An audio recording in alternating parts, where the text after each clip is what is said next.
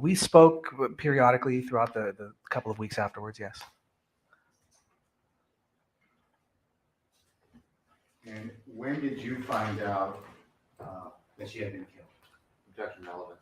Oh, no, that's I received a phone call, I believe it was the 16th of February, Sunday.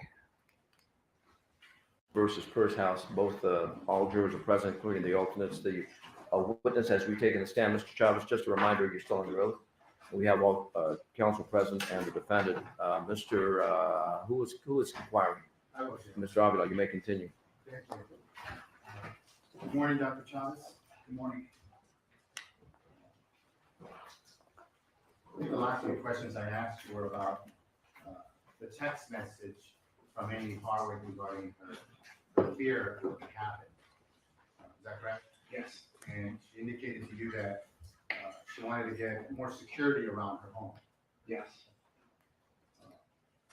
After that, but before February 15th, 2020, did you have any more conversations with her? We spoke periodically throughout the couple of weeks afterwards, yes. And when did you find out that she had been killed? Objection relevant. Oh, no, that's I received a phone call, I believe it was the 16th of February, Sunday.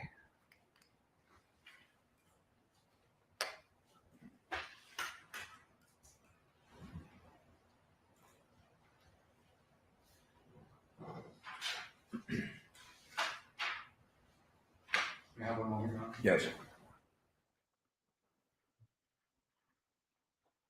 you remember the date when you were first interviewed by detectives?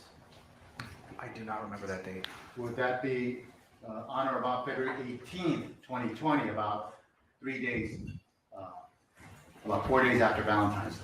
Yes, that sounds right. And did you tell them everything you knew about Amy's fears of the defendant? Yes. Did you tell them about what you observed at the X-Biz award show? Yes. Did you tell them about going to the Bob's Big Boy and what she told you at the Bob's Big Boy? Yes. And during the interview, did they ask you about how the defendant came into telephone contact with Amie Harwick? Yes. And what did you say on February 18th, 2020? At that time, I had not gone through my phone, pictures or text messages because of grief. So in that meeting, a few days after her death, I mistakenly and erroneously said that I thought she may have given her number to Gareth. And when were you led to believe that that was incorrect? Once I went back to look through the text messages, and then the screenshots were then sent to the police for evidence.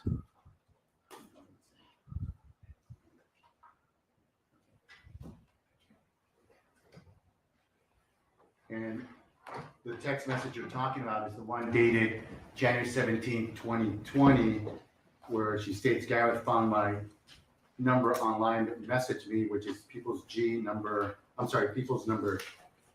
10, page G. Is that correct? Yes.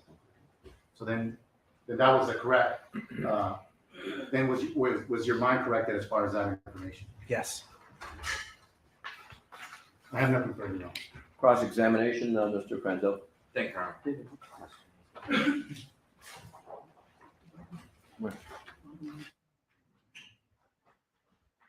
morning, Dr. Chavez. Good morning. I'd just like to talk about the timing of the event briefly. The XBiz Awards was on January 16th, 2020, right? Yes. That was a Thursday. Yes. You Uber to Miss Harwick's house. Yes. That is in the Hollywood Hills kind of Beechwood Canyon area. Yes. And you get to her house around 7 p.m. Between 6:30 and 7. Would it refresh your recollection to look at a text chain with you and Miss Harwick? If there was, yeah, that would be. I knew I was running late. There was an accident on the freeway that I had texted her about. If I may approach. Go ahead. So if you could just read those first three text messages in the text chain and look up when you're done, please. Which part?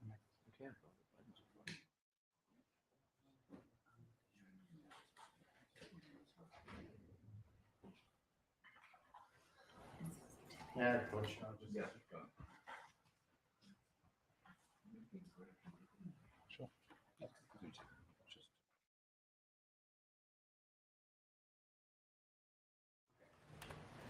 Did that refresh your recollection? Yes, it did. And so you arrived at Ms. Harwick's house around right before 7 p.m., right? Yes. And the two of you get into her car, Yes. and you drive to the JW Marriott, which is right by LA Live. Yes. Do you happen to remember if you took the 101 or some other way? Put some relevance. That's distinct. It's roughly 8 miles, right? Okay. I have a Google map that I'd like to mark as People's Bay, or sorry, Defense A, Yes, Mark. showing it to council. May I approach? Yes. Okay. Do you recognize this Google map, sir? Yes. Is this a Google map that appears to depict the route between 2086 Mound Street and the JW Marriott? Yes.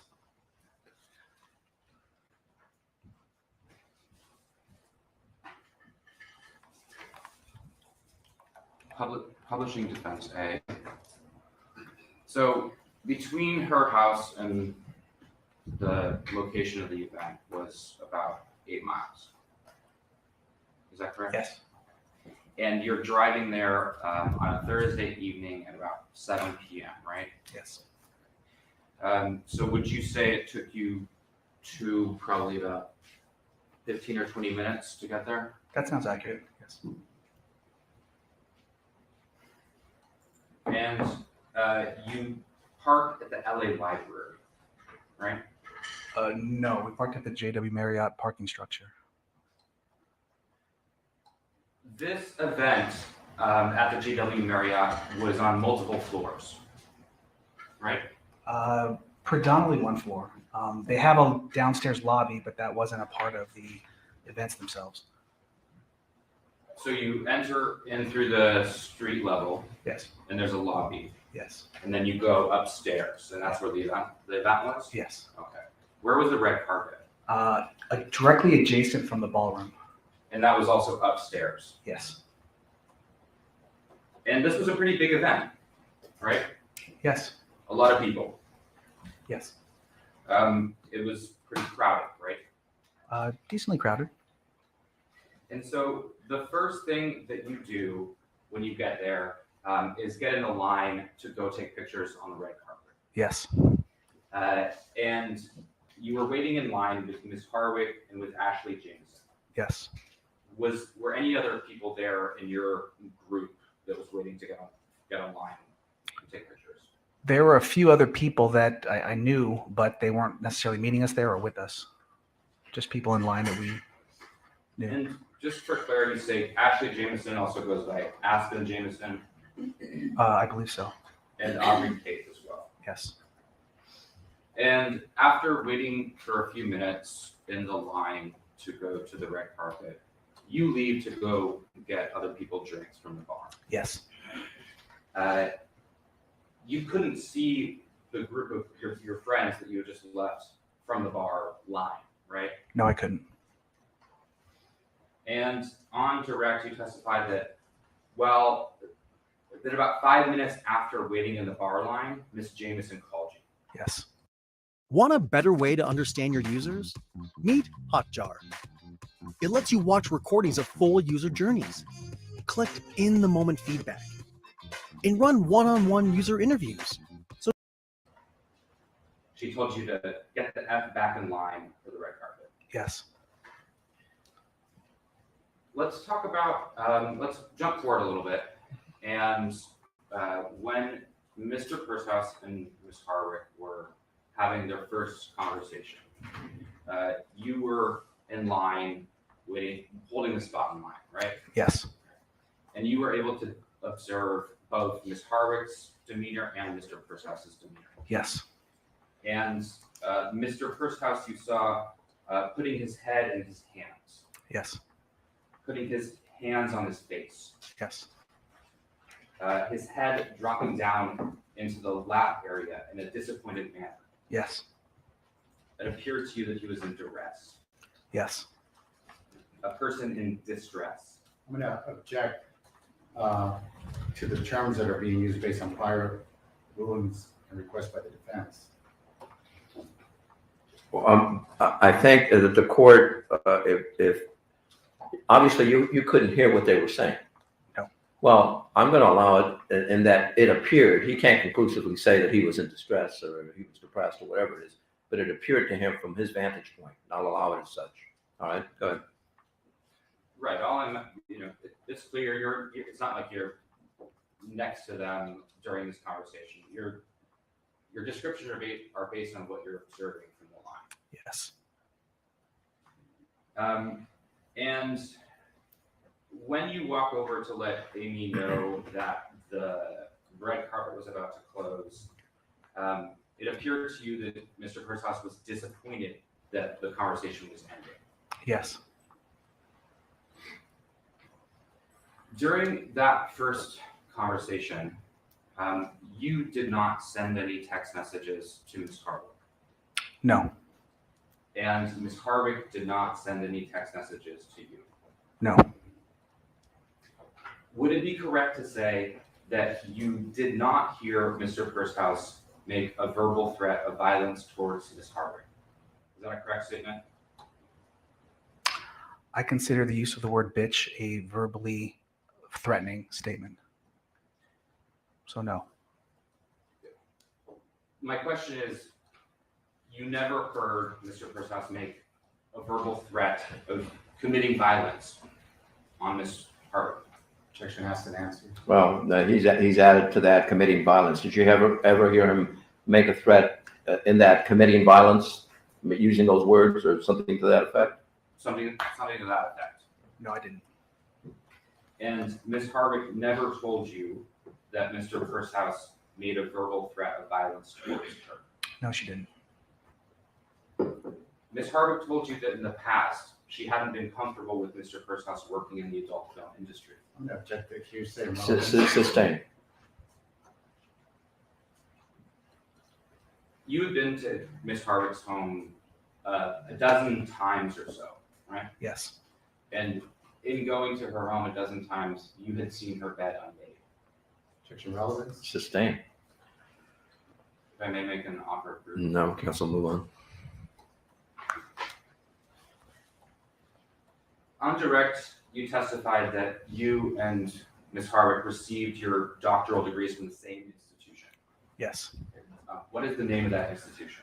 The Institute for the Advanced Study of Human Sexuality. It was a private school in San Francisco. Now, after the XBiz Awards, you and Ms. Harwick sent each other photographs that you each had taken that night. Yes.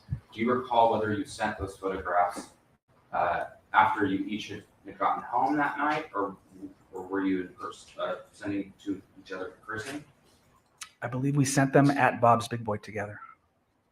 She sent all of hers. I sent all of mine. You knew Ms. Harwick for a long time. Right? Yes. And she was an athletic person, right? Yes. Went on runs. I'm going to object relevance. Well, I'll allow some leeway. It'll stand that she was an athletic person.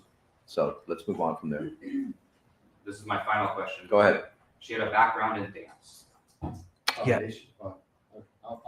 Yeah, it's fine. Answer stands. So And his answer was yes. thank you. I want now to talk about the statement that on direct you said you heard Mr. Purshouse make. Specifically, you ruined my life, bitch. On direct, you testified that after you received the call from Ms. Jameson, you went back to where she was. Yes. That you first checked in with her. Yes. When you were checking in with her, Ms. Harwick and Mr. Pershouse?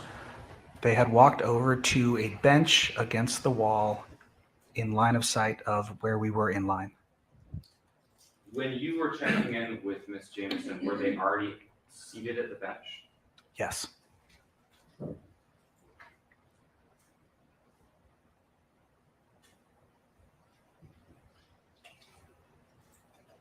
They were no longer in line at that moment when you were checking in with Ms. Jameson. Yes.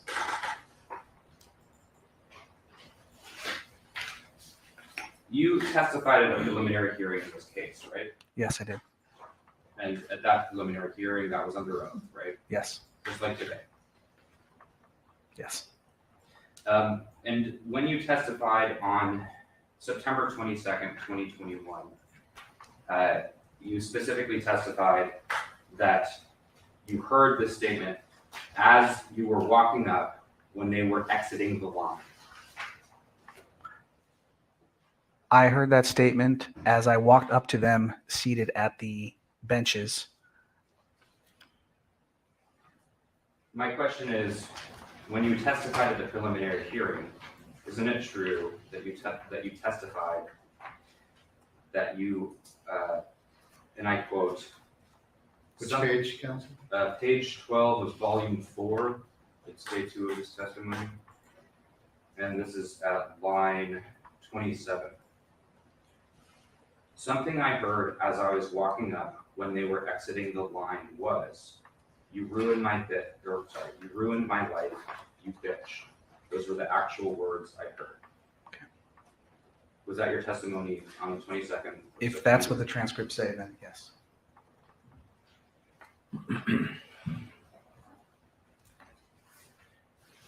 So it's your testimony today that it wasn't when they were exiting the line, it was when you walked up to them on the bench that you heard Mr. Pershouse say, you ruined my life, bitch.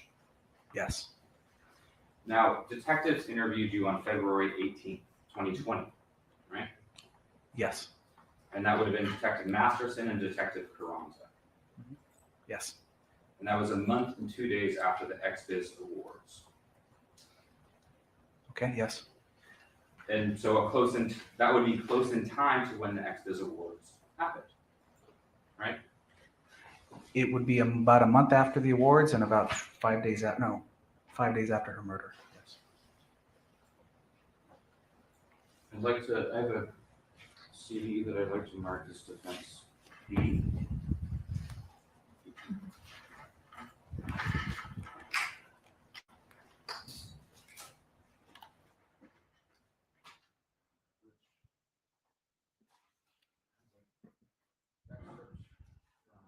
The February 18th detective interview. Should you establish a foundation for why you're playing that? Inconsistency. Well, I haven't heard a foundation. Isn't it true that what? And he denies it, then what? Isn't it true that when you were interviewed by the detectives on February 18th, you specifically said that you were not the person that heard the statement, you ruined my life, bitch? I don't think that's the case. I don't remember saying that. I do have a transcript that I'd like to pass out, Your Honor. Well, I'd like to. That council see it.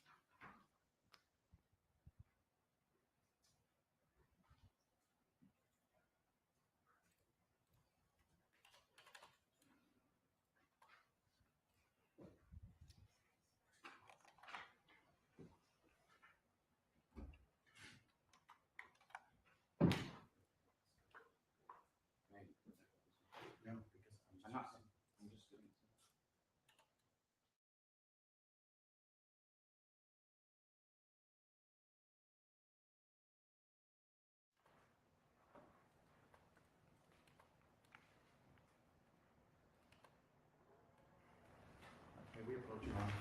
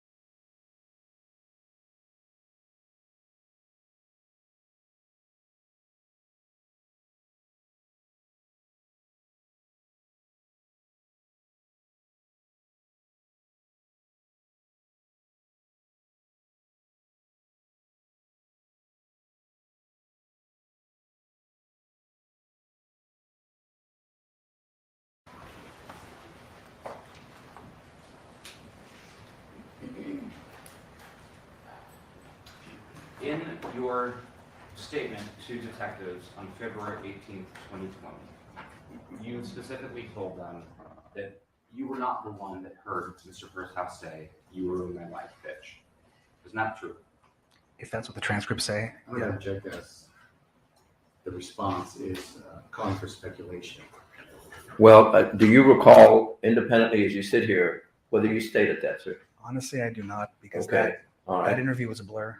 All right. Everything's a blur. Okay. Would it refresh your recollection to look at a transcript of the testimony or of your statement to detectives? I didn't Yes. refresh your recollection. Okay, go ahead. You can approach, counsel.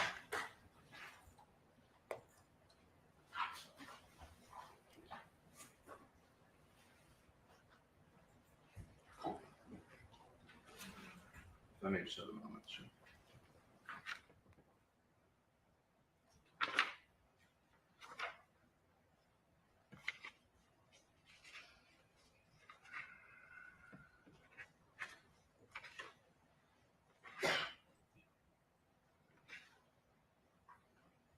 May I approach, Your Honor? Yes.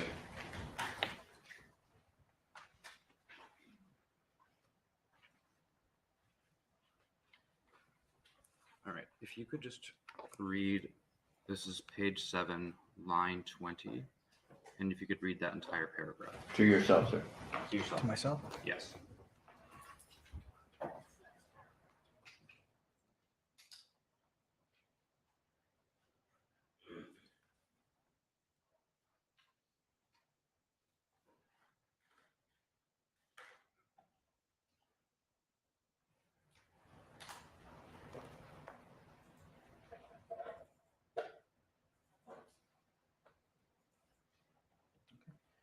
And then if you could read, this is now page 8, if you could please read to line 4. If you could read to line 11 for proper context. All right. 4 to 11? That's fine. I mean, 1 to 11.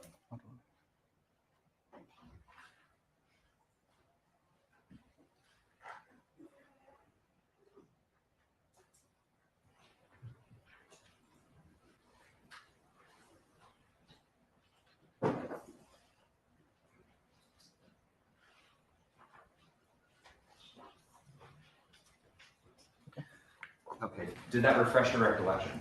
Yes. And isn't it true that you told detectives on February 18th that it was according to what Ms. Jameson and what Ms. Harwick told you that Mr. Pershoff said, "You ruined my life, bitch"? In other words, you didn't hear it yourself. I did hear it myself. You did hear it Yes. yourself. Okay. The question, though, is what you told detectives. Isn't it true that you told detectives? Yes, on according to February that transcript, yes, that's what I said to them at that time. 18th? Okay. So at that time, you told them that it wasn't you that heard that statement. At the time of speaking to the detectives, because of the grief and the shock that I was experiencing, there was a lot of pieces to that puzzle, to that experience that were difficult to recollect. And for example, it wasn't until about a year and a half later that I remembered what we actually ate at Bob's Big Boy. And I think that's the idea of clarity coming up over time.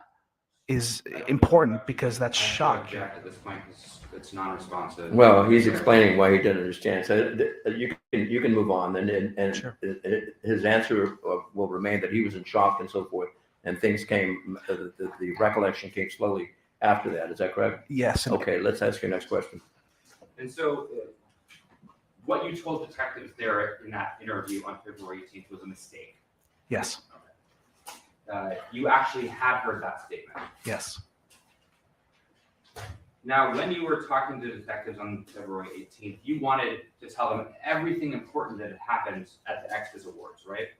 I think I tried to. Yes. You wanted to give them as much relevant information to help their investigation, right? I think so. Yes. And you were obviously trying to tell the truth, right? To the best of my recollection, I was trying to help. Yes. Now, in that interview with the detectives specifically made a point to tell you, look, we need to speak to that person who heard that statement from Mr. Pershouse, right? Okay. Is that a yes? Yes.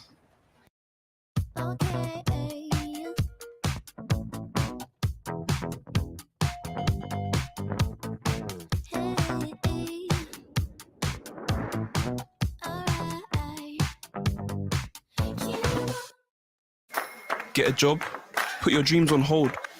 I chose me, joined the team, found my people who picked me up when I was down.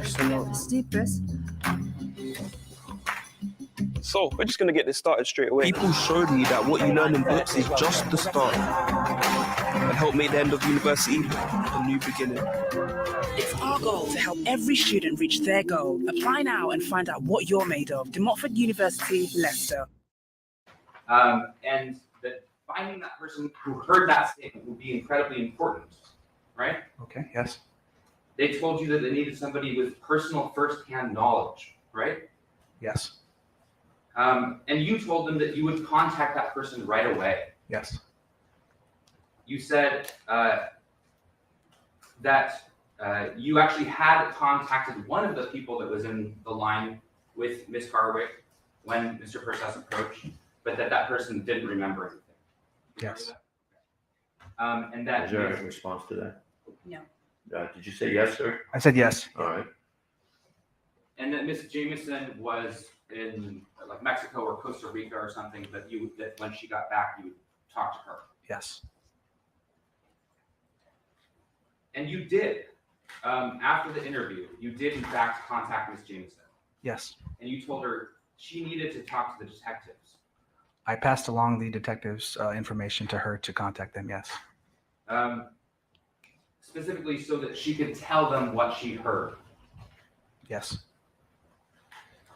So it's your testimony today that that mistake you made when you were talking to the detectives about not hearing that statement, that mistake was a mistake you made because you were in shock. Yes. Now, isn't it, so it's fair to say your testimony is that state of shock affected your memory? Yes. Isn't it true that when you first arrived into the room for that interview with the detectives, you and the detectives kind of joked around a little bit? It's likely. Yes. You made some comment about how the room smelled bad, but Counsel, let's move on. Ask your questions, if you would, please. Okay, so you all kind of chuckled and smiled. You remember that? Yes. Again, counsel, let's move on. I have 3 more questions. Okay, go ahead. You made small talk about computers and different things. Yes. So for you personally, in that moment, you were able to still kind of make jokes and be social while in shock. At that time and after her murder, I still interacted with people. I still worked and saw clients. And what you're describing, I think, is humor as a defense mechanism. People will cope with grief and loss and shock in different ways. And for you, both things were possible. You can feel shock and deep sadness and also be able to do those things that you're describing, right? Yes. On direct, you testified about Ms. Harwick's demeanor that night. I'd like to talk about that briefly. So you testified that initially, going to the event, that she was excited, Yes. that she was thrilled, right? Yes. But that after running into Mr. Purse's house, her mood changed. Yes. I think one of the descriptions you used was that she almost became like a ghost. Yes. And kind of similar to what you were describing about your ability to function and use humor as a defense mechanism, she, at the Expos Awards, was able to put on a face, right? Yes. She was able to smile for the pictures on the red carpet. Yes. You introduced her to friends at the event. Yes. From your observations of her, it is your testimony that you believe she was experiencing negative emotions, but still was able to go through the motions of being at a social event and being kind of on, basically. Yes.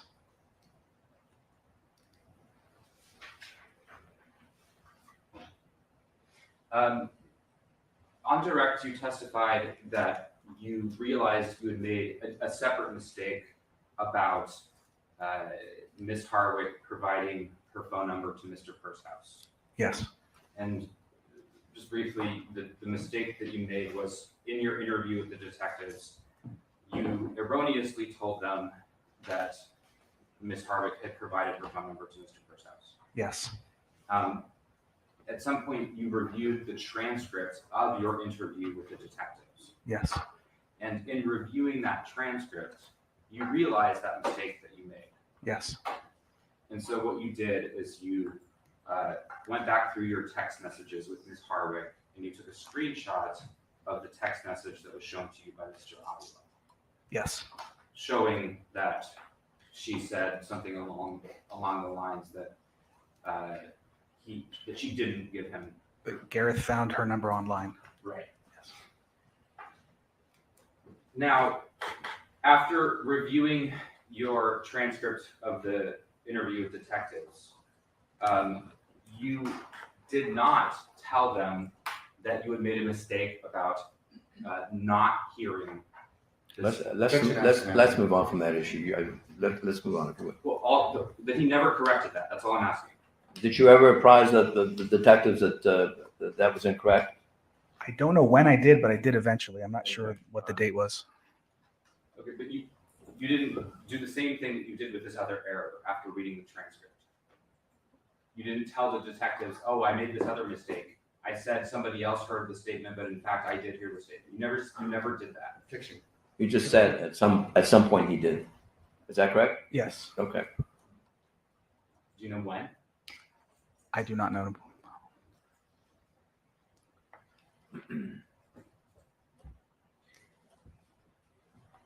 Your testimony at the preliminary hearing was on September 21st, 2021. If you recall. I don't know, but I'll trust it. That's the date. Would it refresh your recollection to look at a face page of? That's okay. Let's go on with it. That's what the court will take note. Is that the date? It is. Okay. That's the date of his first day of testimony. All right. And so that's over a year and a half after your interview with the detectives. Yes. Prior to the interview with the detectives on February 18th, 2020, you'd been consuming a lot of media about the case. Yes. Prior to your testimony at the preliminary hearing, you also had been consuming a lot of media about the case. Yes. You were reading everything you could find about it. I think it's when a friend or family member is murdered in such a horrific manner, it's natural for people to want to seek out the truth or understand what happened. Okay. So is that a yes, that you were reading everything that you could find about it? I think in the first month or so, yes, I did read. You wanted to know as much as possible about the case as you could. Yes. That reading about it helped you understand what happened. It helped me process. One of my closest friends was murdered. Yes. I wanted to understand who did it and why and what happened. Prior to your testimony at the preliminary hearing, you were interviewed by Detective Masterson, right? Yes. And Mr. Avila, Yes. and another Deputy District Attorney, Mr. Dryling. Yes. And that interview was not recorded. I don't know if it was recorded or not. Did they tell you that it was being recorded? I cannot recall.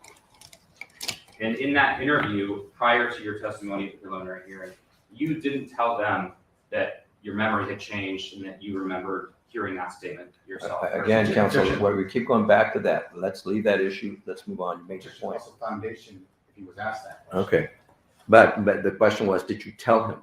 So they don't need to ask him for him to volunteer. So let's move on if you would. And prior to your testimony yesterday and today, did you speak with the detective or the district attorneys in this case about the events?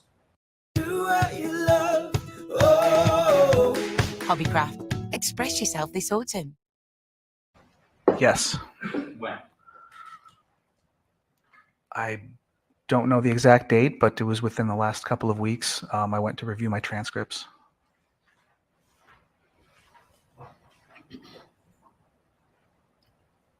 And did you discuss your testimony? No. Do you know if that conversation was recorded? I don't know. Okay, so let's go back to the Exvis event. And let's talk about that second conversation between Ms. Harwick and Mr. Pershouse. So it was your testimony that about 10 minutes before the end of the program, Mr. Pershouse approaches the table that you and Ms. Harwick were seated at, right? Yes. Were you and Ms. Harwick sitting next to each other? Yes. And he kneels down to talk to her, right? Yes. And he spoke in her ear. Yes. And even though you were sitting next to her, you couldn't hear what he was saying. No. And so he was speaking in a low volume. More like a whisper into someone's ear. Yeah. And you understand from what Ms. Harwick told you that he had asked to speak to him again, right? Yes. And she agreed. Yes. So does she get up and go talk to him before the program ended or right when the program ended? He walked away from the table. We stayed at the table until the end of the show, and then she got up and said, "I'm going to go talk in the same bench area." And you testified on direct that initially you didn't go with them to the area that they went. No. You remained in the ballroom. Yes. How long did you remain in the ballroom? I mean, people were shuffling out probably 15 to 20 minutes. I mean,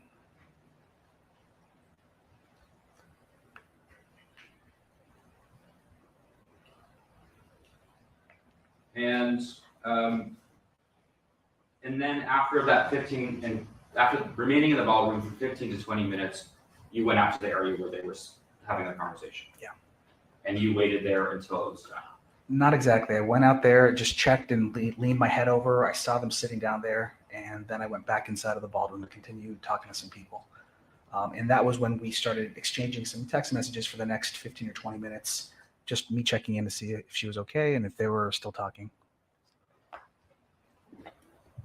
Were you in the room that they were talking and when the conversation ended? Yes. So once everyone left out of the ballroom, I went outside and then grabbed a chair and sat in the line of sight from the two of them and just waited.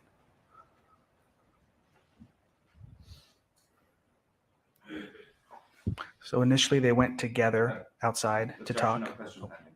All right. This time.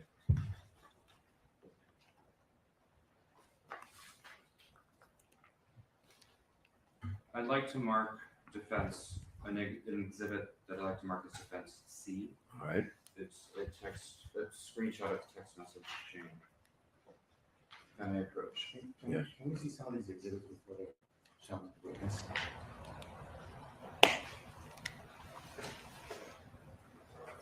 Is that just one page? 2 pages.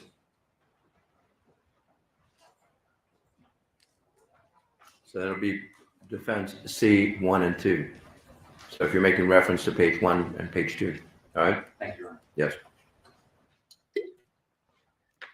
Mr. Travis, can you look at these two pages and tell me if you recognize these pages? Yes, I recognize both pages. How do you recognize them? These are screenshots from my phone, and they are text messages between Amie and I after the show while we were still at the XBiz Awards. Okay. And so these are the text messages that you're sending back and forth while she is having her conversation, the second conversation with Mr. Pershouse, right? Yes. Okay. Publishing C1.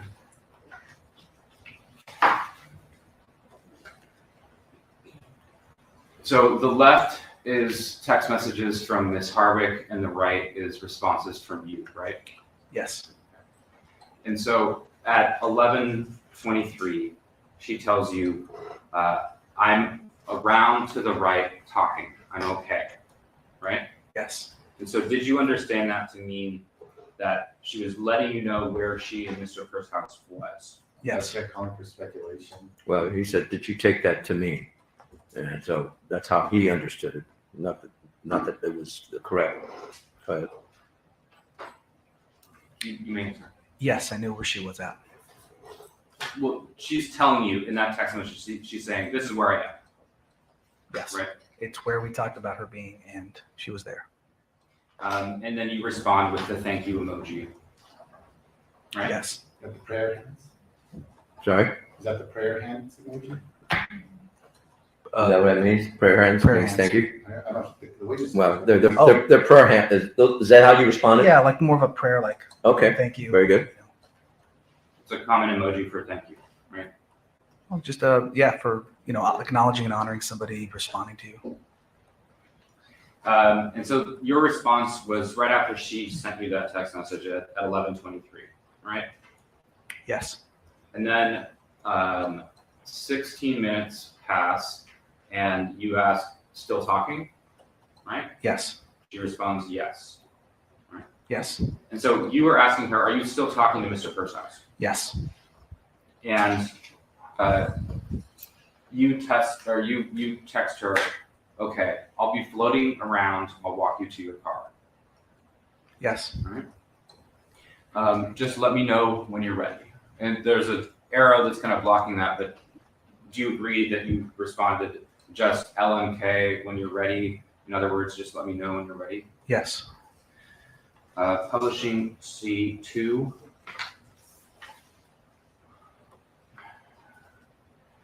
So, Want a better way to understand your users? Meet Hotjar. It lets you watch recordings of full user journeys, collect in-the-moment feedback, and run one-on-one user interviews. So join more than 100.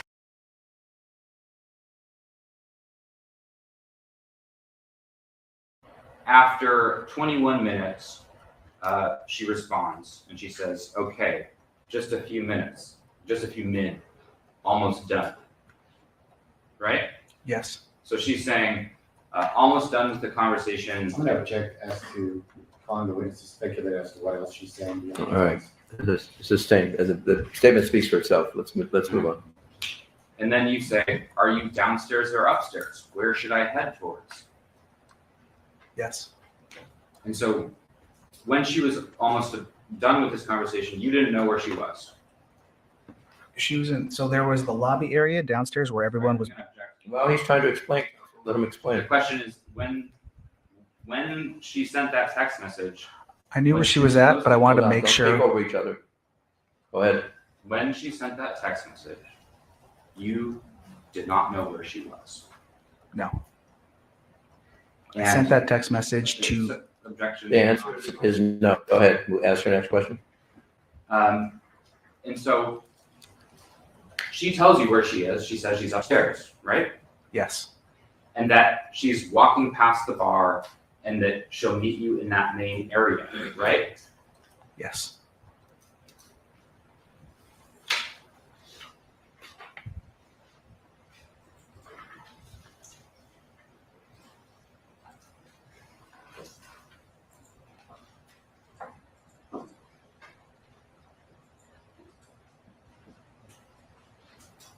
You just finished testifying that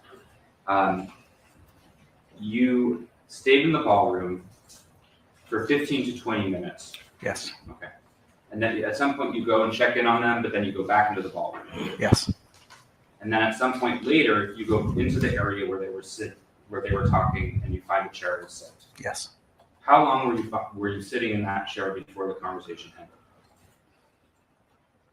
Probably another 10 to 15 minutes until I got tired and everybody was cleared out. And so I wanted to leave. I wanted to end it. And you walked over and told them I want to go. Yeah.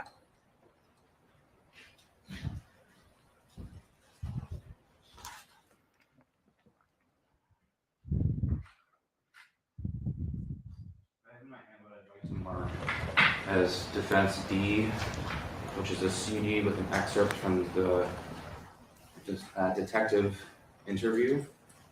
Okay, Show again. counsel the transcript.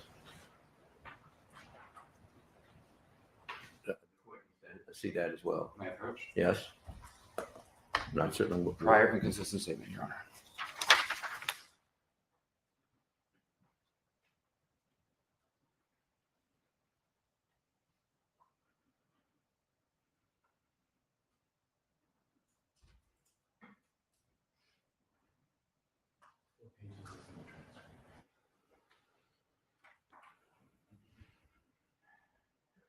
Okay, let's approach.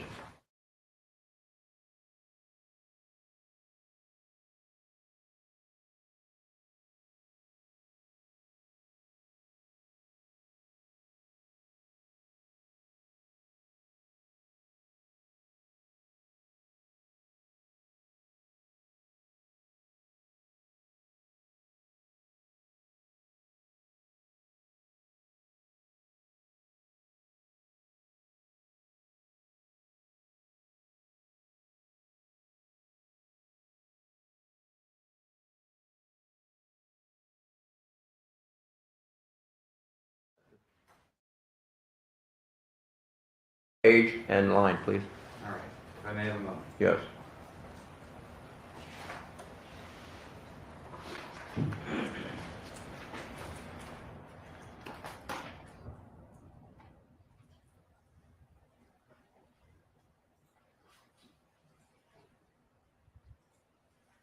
Page 10, line 19 through 24. That starts in the middle of the paragraph. It's a specific inconsistent statement. Okay, now, let's not have any speaking objections. Let me look at it. Would it refresh your recollection to read the relevant portion of the transcript? Would it refresh your recollection? Sure. Okay. If you could please read from line 17 to line 24.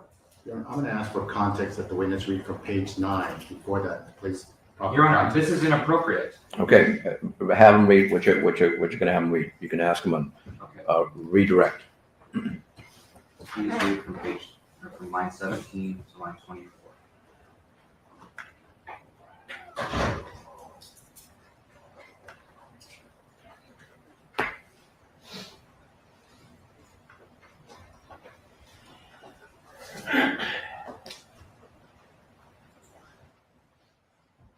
Okay. Did that refresh your recollection? I think that is a very general description of, without a lot of detail, of what happened in those 45 minutes. Objection, non-responsive. All right, that's his explanation of it. So ask them the question again. Isn't it true that you told detectives that you followed them after about 5 or 10 minutes out to the area where they were talking during the second conversation? Yes. And isn't it true that you told detectives that you were sitting there watching them with a line of sight during their second conversation? I don't think anything said about sitting there for the line of sight. So what I just read did not have any of that language. Isn't it true that you said, I saw them sitting in the same spot talking again on the bench? Yes. And isn't it true that you said, so there was the same body language by both of them? Yes. And Yeah, isn't let's it just true- get to the time, Counsel. Isn't it true that you said, and eventually it was another 45 minutes, and I was kind of tired just sitting there? Isn't it true you said that? That's the only question I'm asking you. That statement there doesn't fully express the context of what happened in that 45 Is minutes. it correct that you said that now? If the Yes, people that want is- to ask you on redirect, That's in the transcript. clarification, they can. So his answer is yes.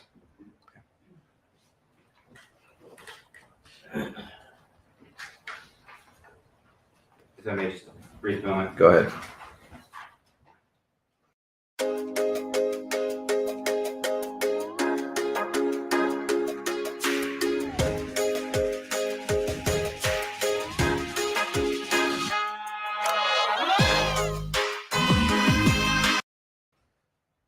You have a few more questions, I take it? I'm just making sure I've done. Okay.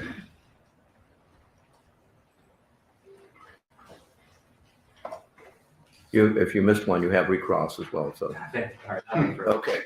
Redirect, counsel.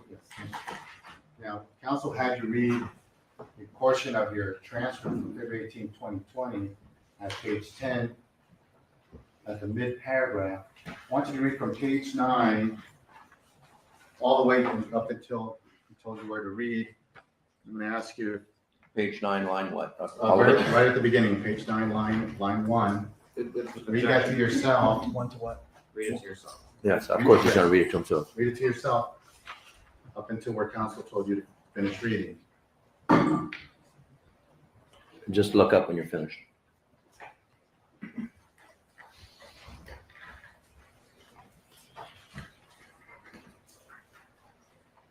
Trying to get somebody's attention.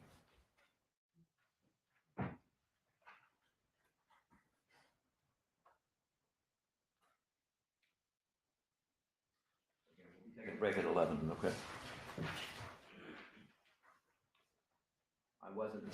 Normally I take a break at 11 to 3, but during jury selection, we wanted to get the process done, so that's why I skipped the breaks to your detriment.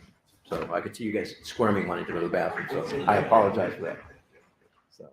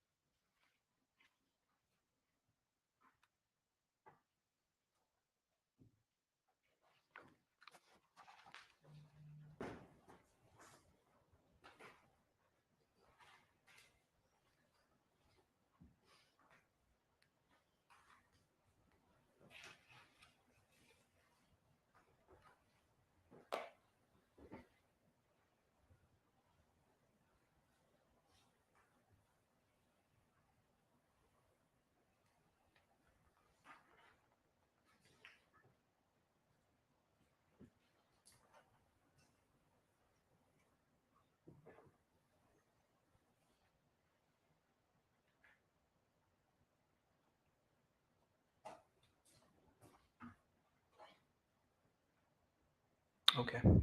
Now, does that provide you with more context about what you told the detectives on February 18, 2020 about what you observed as far as that conversation and the length of that conversation? Yes, it does. How so? Well, what I just read was a much more detailed account of the first interaction, watching them while we were about to go on the red carpet. And then there's just a couple lines about the after show conversation they had.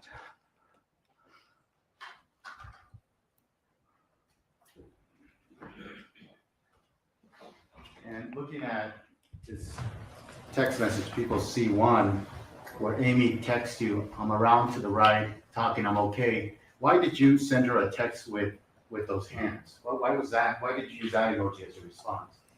I mean, it's a prayer emoji that's meant to be loving and, conscious and concerned. So you were not saying thank you with that? No, I mean, yes, I am thankful that she responded, but it was the intention, I think, was to, be affirming her communication.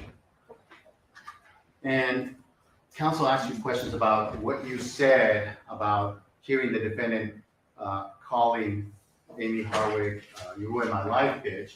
Well, do you know if you actually made a mistake during the interview? I believe that at the interview, I may have because of that grief and that just fog that I was in, had difficulty recalling certain details. And as I have worked through my fog, my grief and shock, my depression, a lot more clarity has come from my experience of Well, what if in the interview you actually said he was yelling and that you actually heard it? What if that was what you said in the interview? Objection, speculation. Sustain. Well, I'll play the excerpt that was shown so that the witness can hear it, can hear the actual recording. I have it, the excerpt that was. I mean, it's already been read to him, hasn't it? And I tried to play it Hold myself. on, let's not speak over each other. He's already seen the statement in writing. But the audio, he can hear his voice, what he actually says about that particular statement. There was no audio of that. How's that different than reading it? Well, he can hear what he's actually saying about that. He's already testified to that. He may have misspoke because he was in shock. But as he sits here today and the court asked him, you personally heard it though? yes, Okay. And you may have told the policeman that you didn't.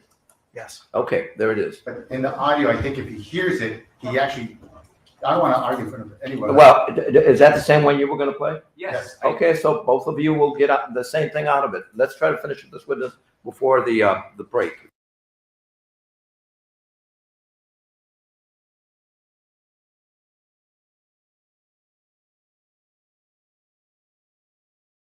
If I could publish, Well, Your Honor, just, can we approach? Please. it's the same transcript.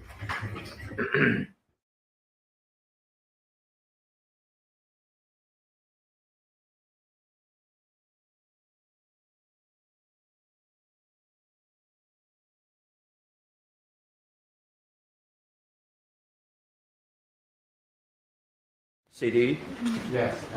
People's 11. And the transcript has 12. And no, as 11A. Is that right, David? All right. And permission to publish a copy of the transcript to the jury. Yes.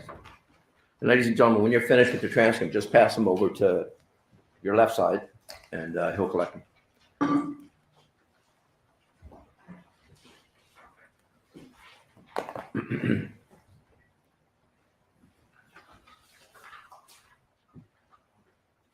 It's very brief, I take it. It should be like less than a minute or 2 minutes. Do you have a copy for the clerk? I did, I gave one to the clerk. Is this it here? Right, is this it? Yes, okay, thank you.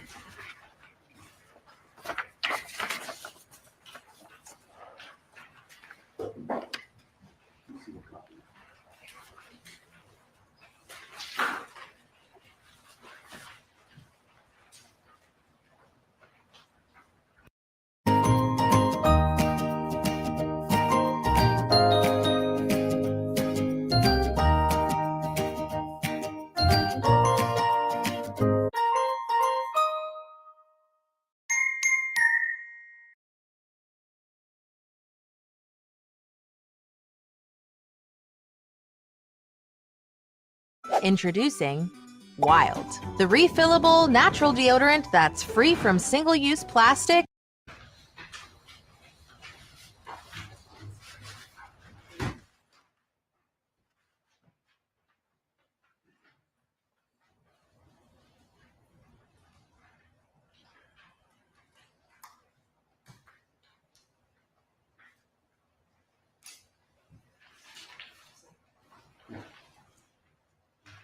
Permission to play the recording now. Yes, go ahead.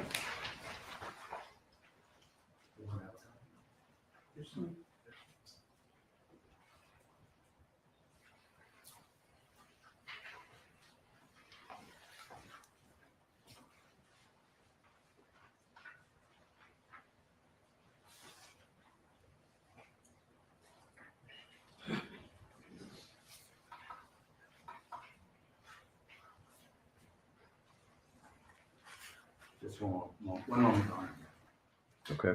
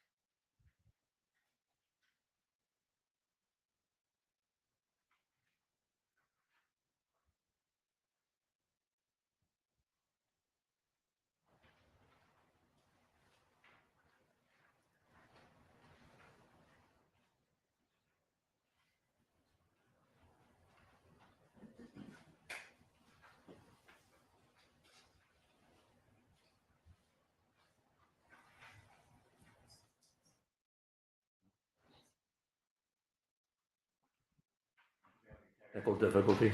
Yes. Yeah. Ladies and gentlemen, let's go ahead and take a 15-minute break, if you would. Let's be back in 15 minutes.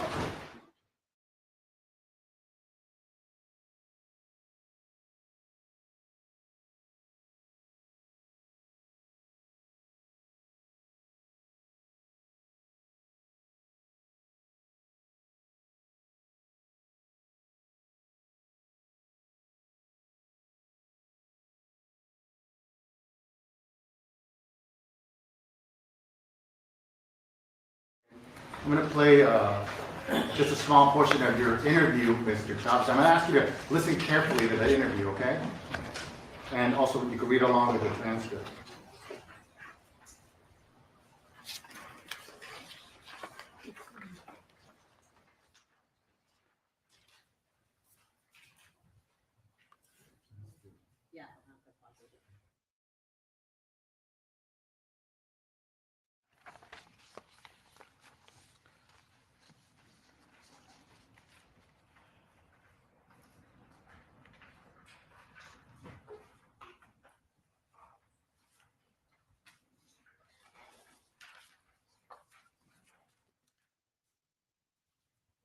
Right.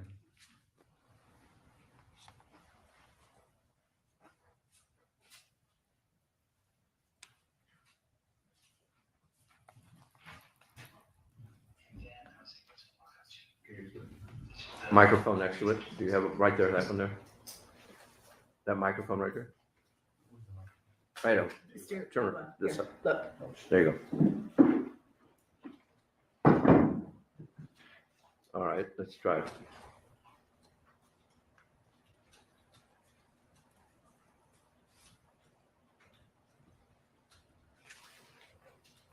Tail end of the fight. And what both of them told me, so the former and he as well said, they were standing in line, and I walked away from the entrance. And he walked by, caught glimpse of her, and just zeroed in, sort of walked straight towards her, and just started like berating her. I don't have specific quotes because I didn't feel the being in the middle of the fight, but when I got there, she calmed me down and saying, let's go talk in the corner. Talk about this, you should try to create my thing. So that's when I walked back. But what they both told me was saying, you ruined my life, you called her a bitch. He was escalated, and it wasn't just a comment, it was like he to the guy yelled basically. And enough to where the performers are calling me repeatedly, and obviously I was so yeah, he was just saying that he ruined my life. How are 800,000 marketers boosting conversions? Meet Hotjar. It lets you see how people interact with your site, collect in-the-moment feedback, and learn where and why they drop off. So start collecting insights in minutes. With Hotjar, get started for free.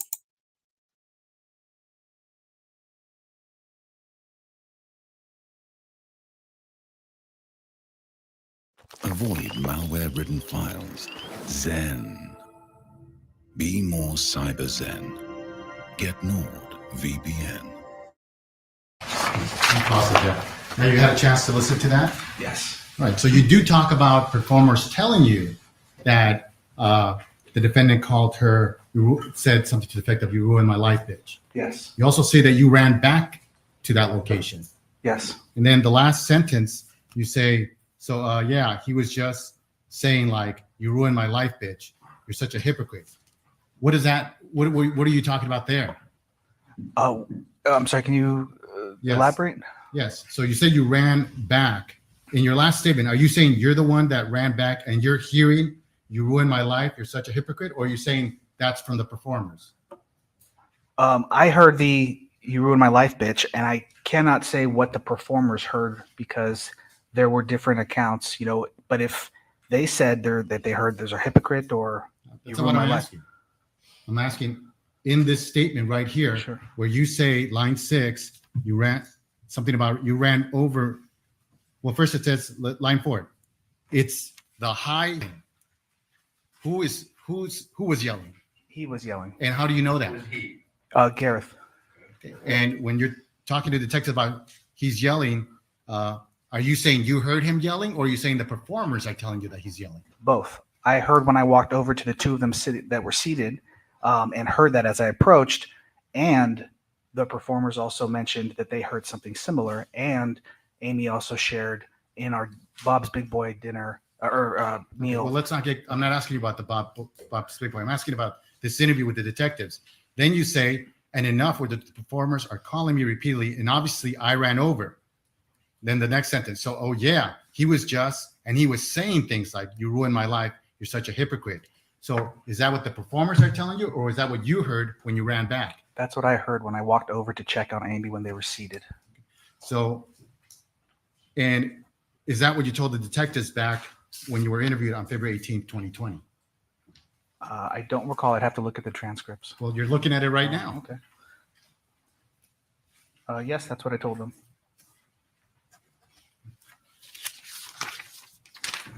So is it your understanding that you heard it both from the performers and you yourself heard it? Yes. You heard it for yourself? Yes. I have nothing further. In the clip that you just listened to, you say, and I quote, "From what they both told me, the performer and Amie, he was saying, you ruined my life. He called her a bitch." Right? That's what you said to the detectives. Yeah, that's there. And so the phrase, "from what they both told me," what did you mean by that? That they shared with me some of the things that they heard. And so your understanding about what Mr. Purshouse said was based on what they had told you.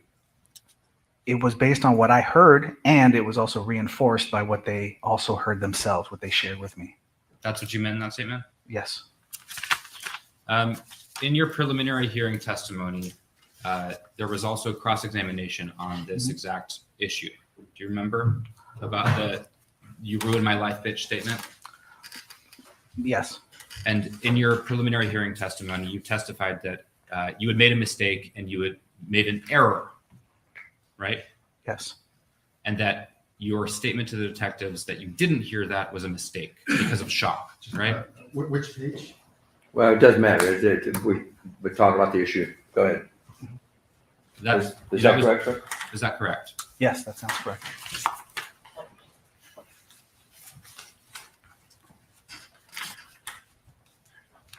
Nothing further. All right. Anything further based on only those questions, counsel? Let's not belabor the point on this issue. Right. When counsel asked you, didn't you say that, and isn't that in the transcript, and you just agreed? Why did you just agree? Do you know if that's for sure? Do you know if he's reading that accurately? I have no idea if it's in the transcript, but I trust that Go ahead. I have no idea if that's in the transcript. So then why agree with it? Well, you have the transcript in front of you, don't you? Right. I'm gonna have He's already stated, he's looked at the transcript. We're belaboring this point. I think both of you have made your point. Let's move on. Just one second.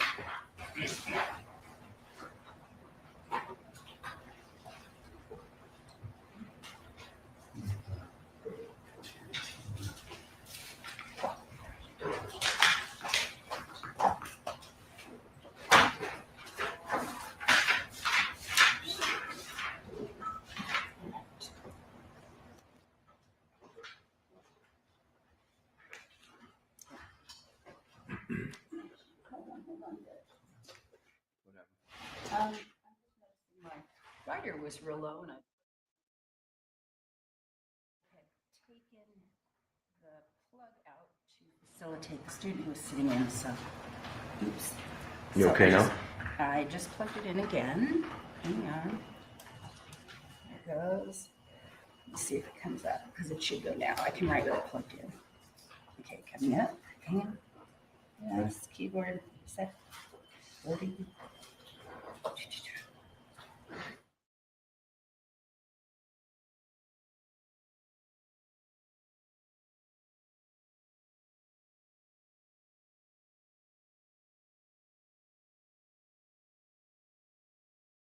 The preliminary hearing transcript date of September 22nd, 2020. 21, page 14 at line 25. I want you to read this to yourself from page 14, line 25 to page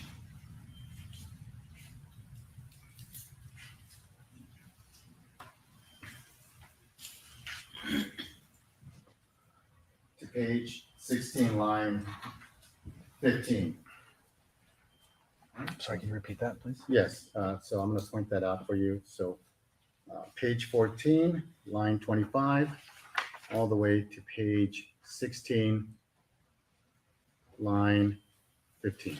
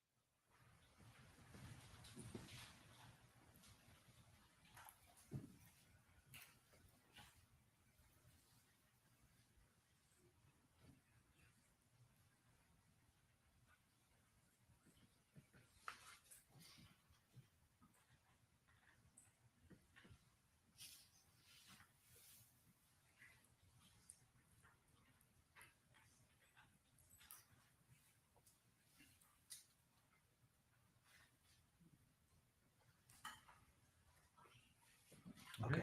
Now, in that exchange where defense counsel is asking you about whether you heard the statement, "You ruined my life," bitch, did you ever say in that exchange, "I made a mistake"? Not in those transcripts. Well, are there other transcripts where you said that you made a mistake? No. Well, I'm asking you about this preliminary transcript. Okay. Did you ever say, "I made a mistake" about that statement? No. I have nothing further. In the transcript that you just read, isn't it true that you testified that you would say that the state of shock that you were in, the emotional distress I was in, made it much more difficult to have recalled and expressed what I then took time to process afterwards? Yes, I said that. So in saying that, you were saying because of the emotional stress that you were in, the shock that you described earlier, that you made a misstatement when you talked to the detectives on February 18th, and you were explaining why in that moment in the transcript. Objection. That's contrary. That's misstated testimony. Sustained. It'd be different if you stated, if is that what you meant? That's different. But let's finish this witness. So Go ahead. This is the last. Okay, go ahead. When you were explaining that the state of shock and the emotional distress you were in made it difficult to recall and express, what did you mean? I meant that, prior to Amy's murder, Kobe Bryant dying in the car in the helicopter. Objection, non-responsive. I'm Okay. What did you mean? I'm actually just trying to state that there was a lot of trauma and shock that I was experiencing at the time of that interview. And because of that, my testimony and recollection was foggy and less detailed than it is today. And you testified then that it made it much more difficult to have recalled and expressed what I then took time to process afterwards. he stated yes, that is correct. Is that correct? So Yes. just Vegas to final question. This is Okay. Vegas to what? Vegas to what is he having a difficulty recollecting? Well, just in general, is that correct? Did you mean in general? Well, I mean, I think we've already established that, for example, how he got her number, we established that I was incorrect with that statement. Okay. All right. So there is a precedent that I've. All right. right. And so in that moment in the preliminary hearing testimony, you were explaining that later on you remembered that you personally had heard that statement, "You ruined my life, bitch." Objection, let's take the testimony. This is sustained based on his prior answers, responses. Nothing further. Anything? No. All right, so you may step down. Thank you, Ron. You're welcome to. You may call your next witness. The people call Miss Aspen Jameson. Jameson, you said? Yes, Your Honor. All right.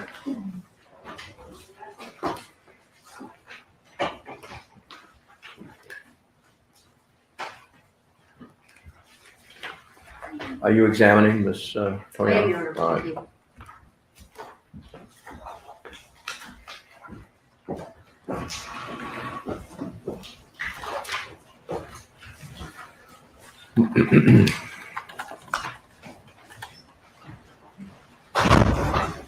You gonna approach the witness stand here, ma'am? Raise your right hand, face this gentleman here. Do you solemnly state that the testimony you're about to give and the cause now pending before this court should be the truth, the whole truth, and nothing but the truth, so help you God? Thank you. Please have a seat. Ms. Jameson, I'm just gonna ask you to lean into the microphone in your responses, if you would, okay? Go ahead. Please state and spell both your first and last name. Aspen Jameson, ASPEN JAMIESON. Mr. Avila? Ms. Mariano, excuse me. It could be confusing, Your Honor. I Yeah. understand. Thank you. Ms. Jameson, before we start, do you mind moving the mic just a little bit closer and pointing it down towards your face so that we can hear you? Ms. Jameson, what do you do for a living? I am an adult film star. Just a little louder. An adult film star. Thank you. As part of your work, did you attend the XBiz award show on January 16th of 2020? I did. Is that something that you would normally intend as being a person in your industry? Yes. Who did you attend the award show with in 2020? At the time, or that night, I went with my friend, and we basically got a room to get our hair and makeup done, and it's just me and her. Do you know about what time you ended up going to the actual award show after getting your hair and makeup done with your friend? Around like 6:30 p.m. And where was the XBiz Awards? It was at the JW Marriott in downtown LA. Now, when you got to the award show, did you walk the red carpet? I did. And did you do that pretty quickly after you arrived at the XBiz Awards? Yes.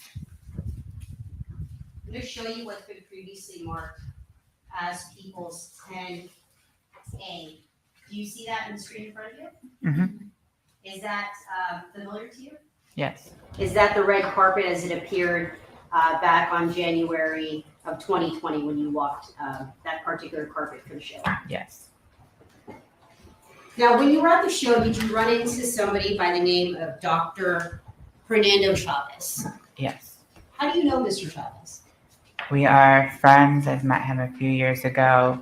Prior to that,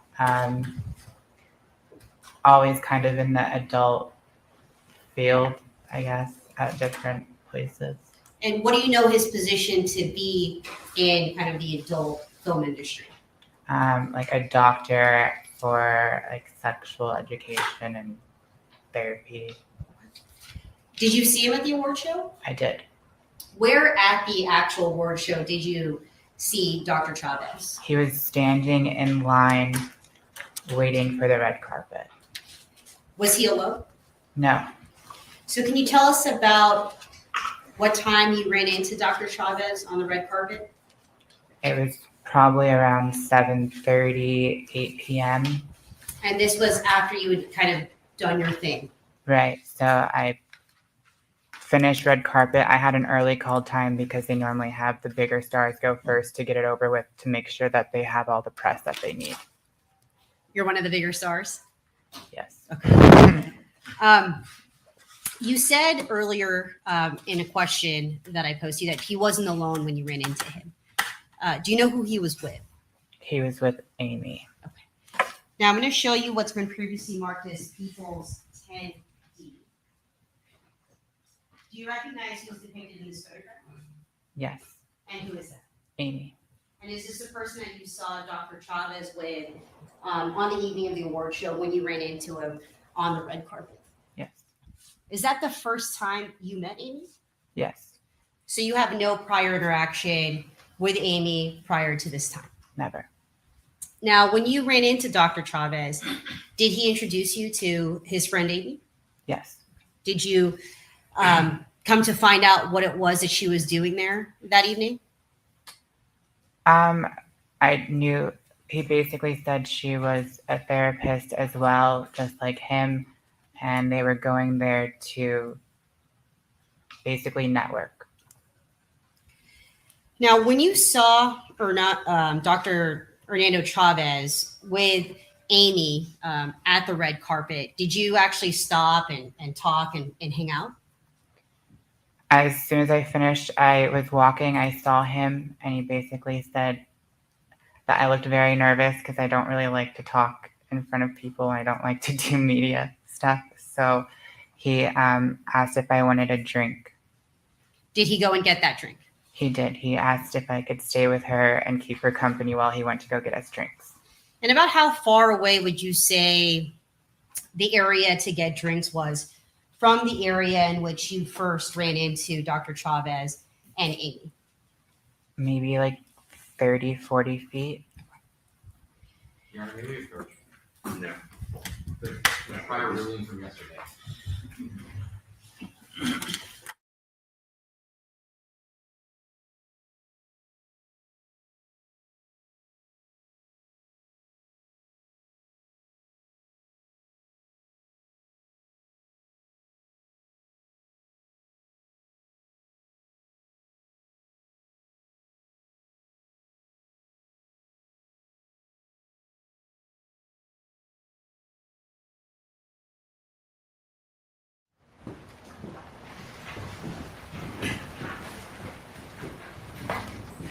All right, Council.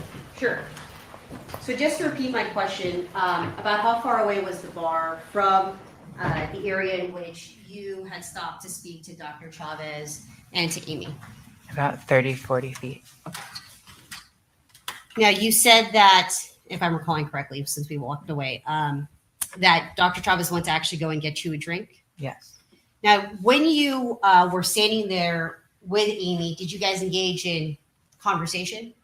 Just very, very small talk.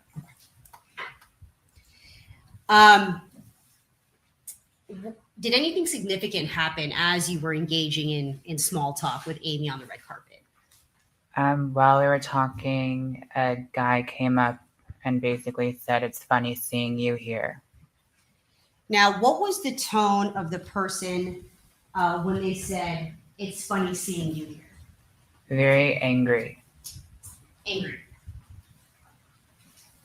Now, did you recognize that person? No, I've never seen him before. I'm going to show you what's been previously marked as people's Tennessee. Do you recognize this person? Yes. And how do you recognize this person? Which person are we talking about? The person In that the red. Tennessee? Well, there's two. Oh, I'm sorry. The guy person in the red, red. I'm sorry. The guy in the red is the guy that came up to us. And said, "Funny seeing you here." Mm-hmm. Is that correct? Mm-hmm. With a yes, Yes. or no? Yes. Do you see that person in court? Yes.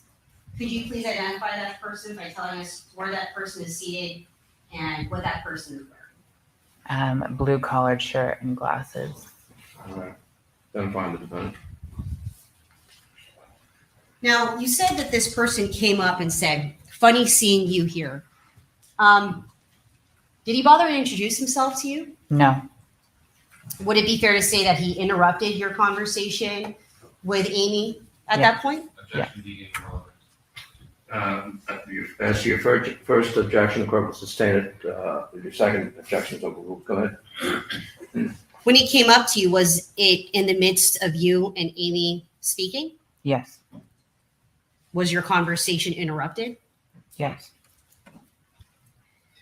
Did he introduce himself at any point? No.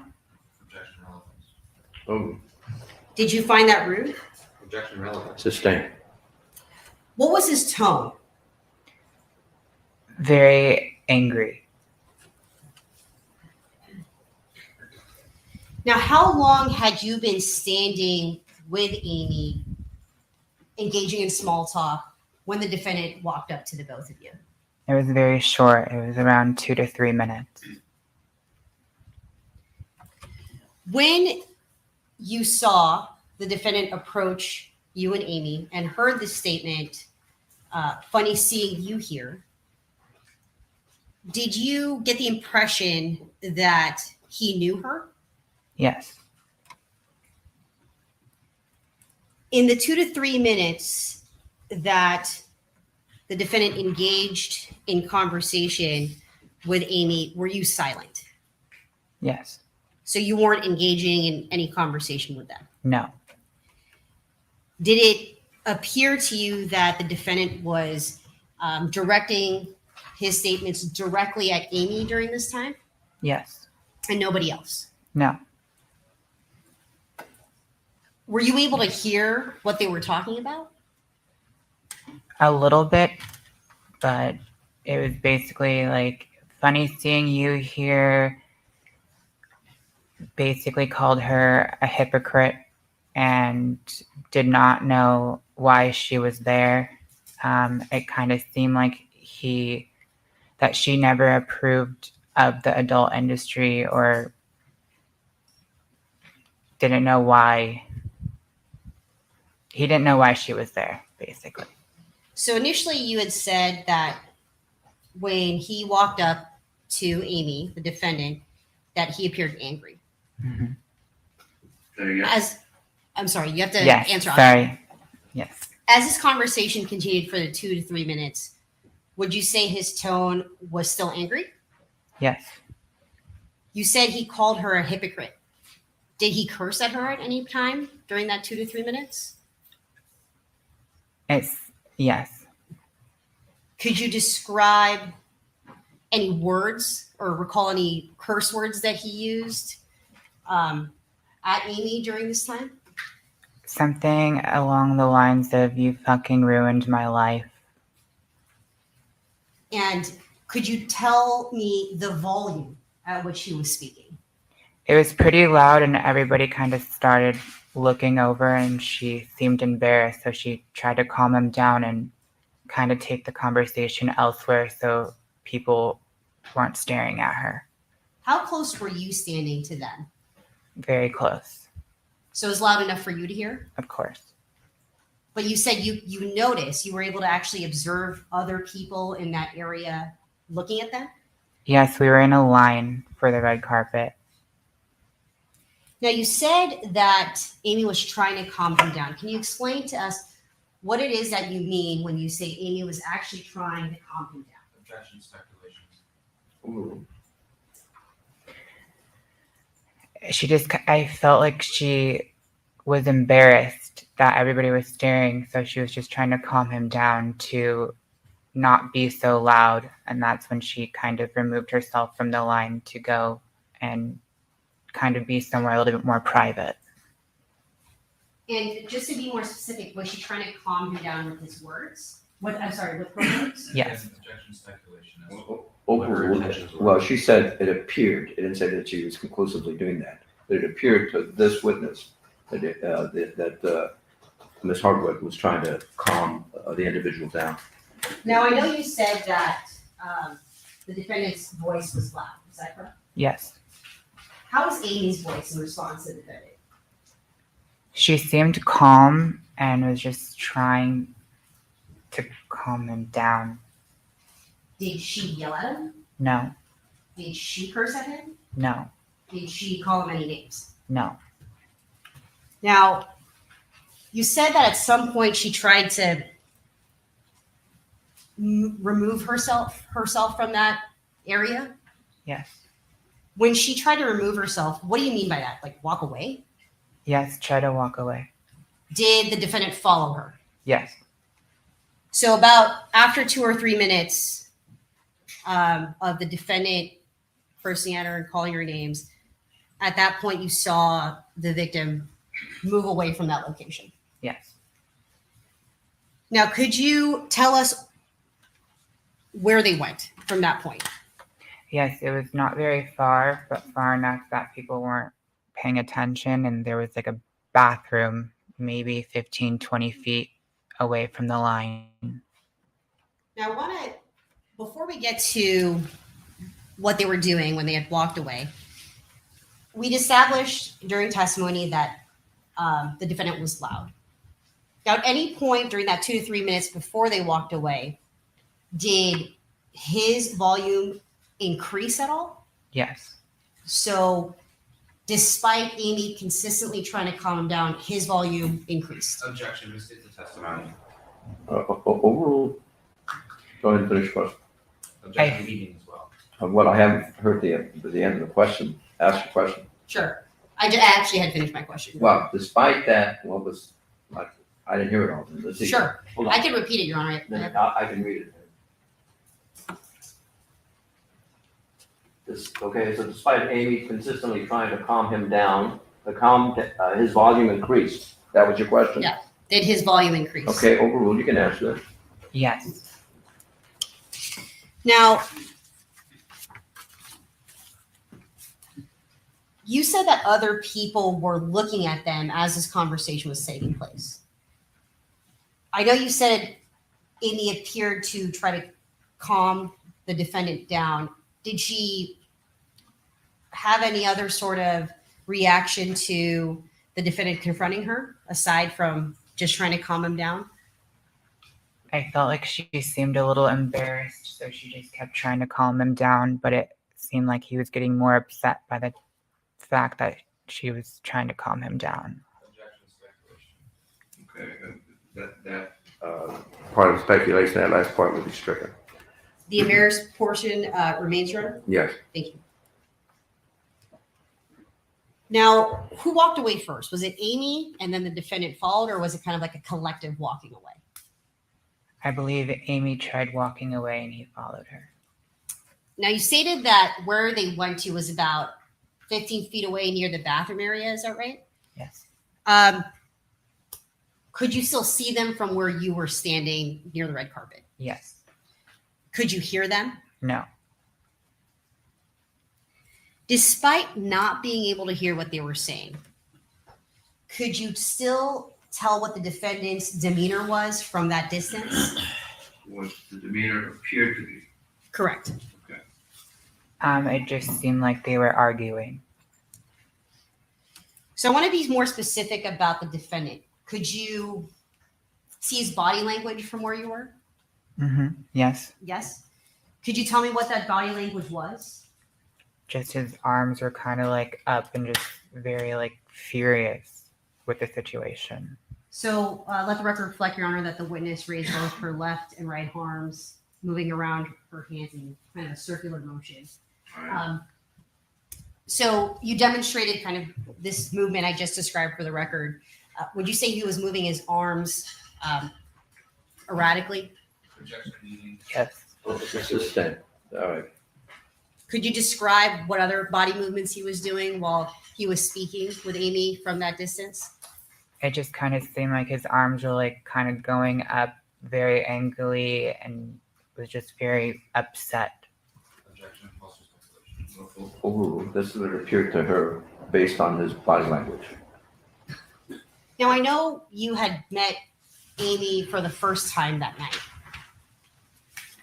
Did that interaction between the defendant and Amie cause you any concern? Objection, relevance. It's foundational. Yes. Can you repeat the question? Sure. I know you just met Amie for the first time that night. But despite just meeting Amie for the very first time, did that interaction with the defendant and Amie cause you any concern at that time? No. Did you end up calling your friend Hernando at any point while you were with Amie? Objection, leading. Yes. Yes. And why would you call Dr. Chavez while you were observing this interaction between the defendant and Amie? Because he told me to stay with her while he went to go get us drinks. And then all of a sudden this happened and I don't know. I felt bad for her because she was in a very awkward position and it seemed like they might have just broken up or Definitely felt like it was an ex-boyfriend, but it seemed like it was something fresh and new. And I know that she walked away, so I knew that she was uncomfortable. So I was trying to call my friend back to help the situation. I didn't really know her. And did you get in contact with Dr. Chavez only by cell phone? I'm sorry, only by phone call, or was it by text as well? I believe I texted him because he didn't answer the phone. And do you remember what you said to him in order to get him to come back? I said, I think your friend needs you. Based on that statement, did you feel that she needed help? Objection asked. If I was in that situation, I would want help. And in your opinion, it appeared that they had just broken up. Yes. Now, did Hernando come back to the area where you were standing? He did. Did you tell him what you had observed between the defendant and Amie? Yes. Did you point out to him where they kind of walked off to? Yes. I'm sorry? Yes. Now, once Dr. Chavez came back, what did you do at that point? I left to go get my makeup retouched up before the award show started. Did you see Dr. Chavez at all for the remainder of the night? No. Did you see Amie at all for the remainder of the night? No. And did you see the defendant at all for the remainder of the night? No. Thank you. Nothing further. Well, we got 4 minutes. You want to start? I prefer to just start on the break. Okay, let's go ahead and take a break for lunch, ladies and gentlemen. Let's be back at 1:30. Have a good lunch.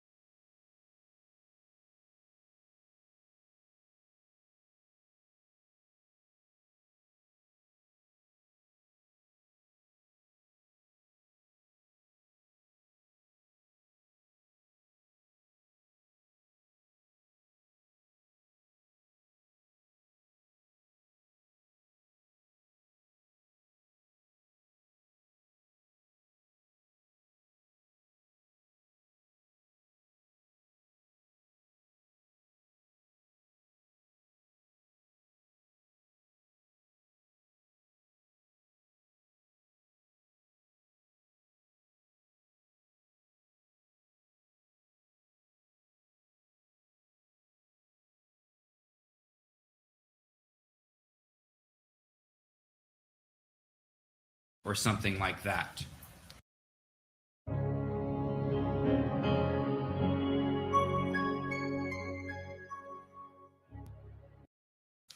Yes. And so in this phone call, the detectives told you, hey, Mr. Pursehouse said this phrase. Do you remember hearing it? Yes. And you specifically told the detectives in your interview that you did not remember those exact words. Is that correct? Yes. It was the detective who told you in the phone call that Mr. Pursehouse had said, you ruined my life. Objection to state's testimony. That's cross-examination. Is it correct that the detective is the one that made that statement to you over the phone? I believe so. And you specifically told them in the interview that you hadn't heard those exact words, but that you had heard something along the lines of jealousy, that he was expressing jealousy. Do you remember that? Yes. That he was there shooting an adult film event, and he was upset that she was there, right? Yes. Because previously she had a problem with that industry, It seemed like it.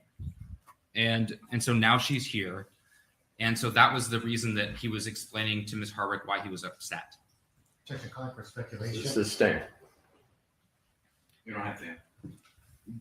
Did you hear him make specific statements to the effect of, why are you here if you had such a problem with it? Something on the lines. On direct, you testified that Ms. Harwick tried to walk away and Mr. Purshouse followed. Yes. And when you spoke to the detectives in the interview, in the recorded interview, isn't it true that you were not actually sure about that point? Whether he followed her? I definitely knew that he followed her. Would it refresh your recollection to look at the transcript of your interview? Objection, she doesn't need her memory refreshed. Answer the question. Yeah, she said she stated that you do remember that. Is that correct? I remember her leaving and him following, and them going near the bathroom.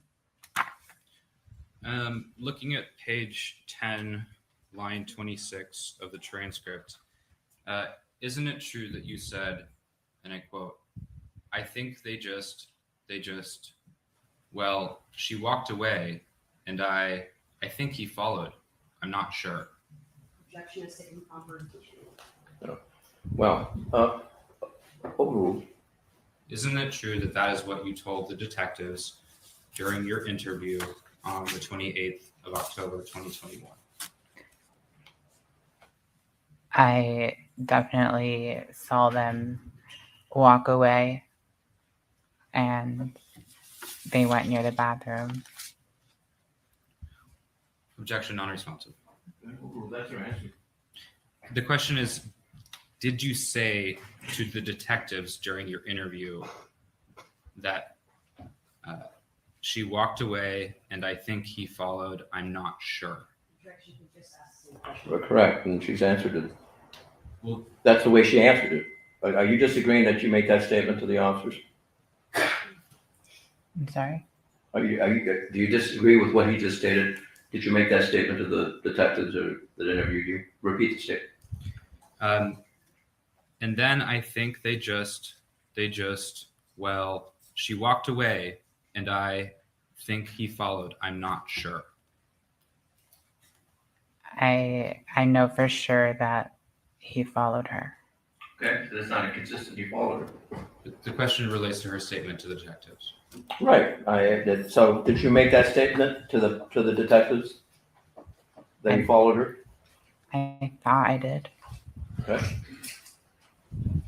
And my question only relates to not what your memory is today, but what you told the detectives when you were interviewed back in 2021. But that is her memory today. That's what she recalls telling you. Is that correct? Yes. Okay.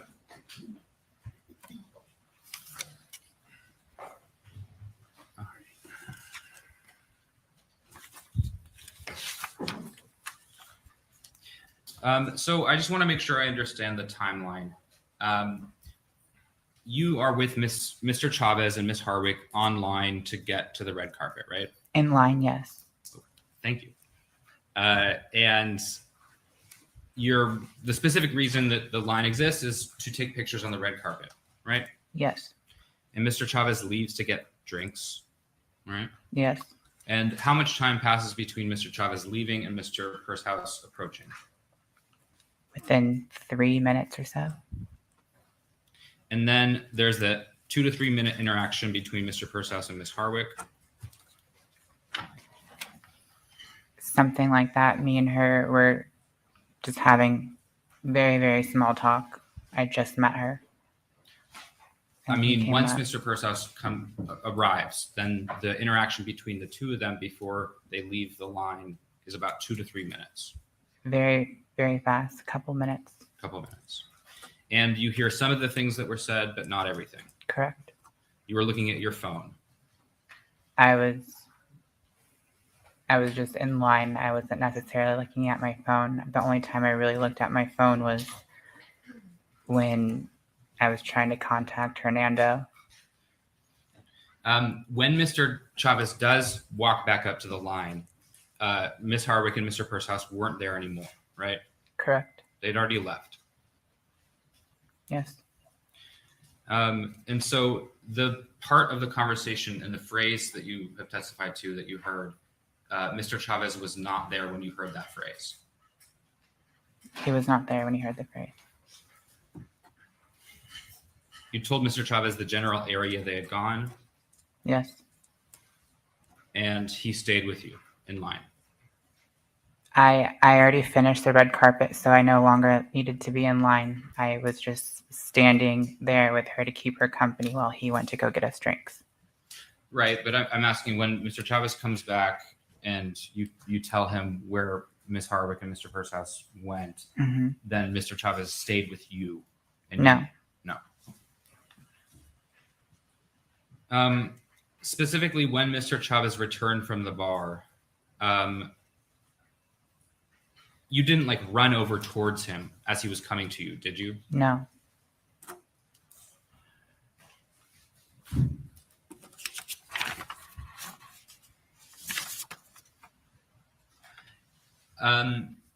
At some point, well after the XBiz award event, Mr. Chavez contacted you and informed you that Ms. Harwick had passed away. Yes. And he told you that you should contact the police. He asked if I could. He said it was important that you tell them what you heard. Yes. And you did contact the detectives. Yes. And you had that phone call that we talked about before. Yes. And in that phone call, the detectives asked you what you remembered and what you heard about what happened in the event. I told them the gist of it. The detectives told you that there was this phrase at issue, whether he said, "You ruined my life, bitch." Hey, let's not go over that issue again, Council. Let's move on. To your knowledge, that phone call was not recorded. To my knowledge, I don't remember. Prior to your testimony today, the prosecution sent you, or the detective sent you, a transcript of your interview from 2021. Yes. And you recently spoke to the district attorneys about this case, right? Yes. And you spoke to them about what you remembered from that night. Yes. When was this conversation? Today? Is that what you're asking? No, prior to today's testimony. Did you have a conversation with Mr. Avila or Ms. Mariano or any of the detectives about your recollections and, what happened that night? I just remember asking them, or they basically asked me to come to trial, but I don't remember really talking about everything except for when they initially recorded everything. Nothing further. Yes, ma'am.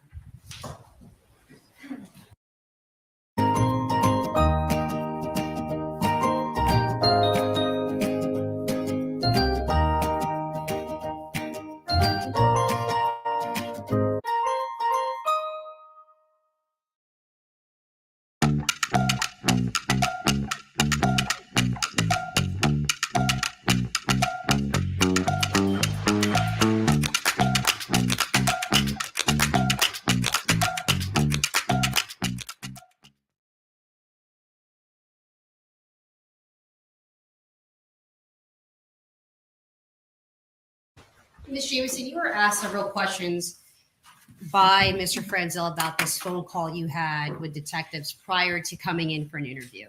So just to be clear, you physically went to a police station and gave an interview, is that correct? Yes, they came to Henderson, Nevada, where I was residing at the time, and I met with them at the local police station in Henderson.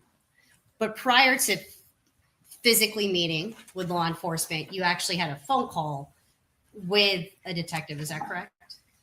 I think so. Or somebody from a member of law enforcement? Yes, to schedule up the interview.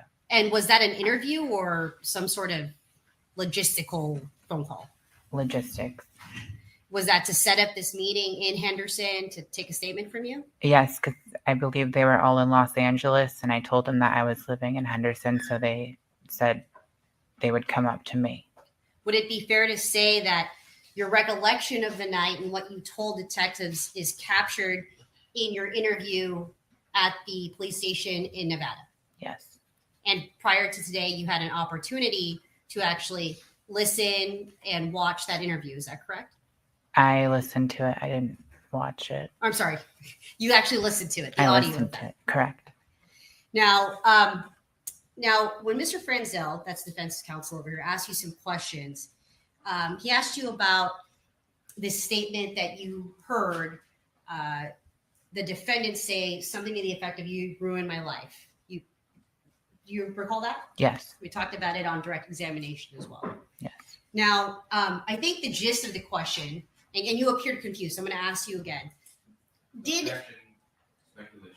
Well, all right, that part would be stricken. You go ahead and ask her again. Did you appear? Were you confused by Mr. Frenzel's question when he asked you that? Yes. Okay. So, as a point of clarity, you appeared confused by Mr. Frenzel's question, so let me ask you in a different way. Was that statement fed to you by detectives? No. Do you independently recollect hearing the defendant say something to the effect of "You ruined my life"? Yes. Thank you. Nothing further. The phone call with the detective or law enforcement member that occurred prior to your interview in Henderson, it's your testimony today that phone call was purely logistical. Yes. And that there were no questions about what happened at the XBiz Awards. No. Okay, I have in my hand what I'd like to mark as an MC. It's a CD, which is an excerpt of the interview with Ms. Jameson. I'm showing counsel transcript. And the same objection is. If I may read your transcript for one moment. Yes. Is this going to her statement regarding what she characterized as logistical Yes, conversation? definitely. And may we approach? All right.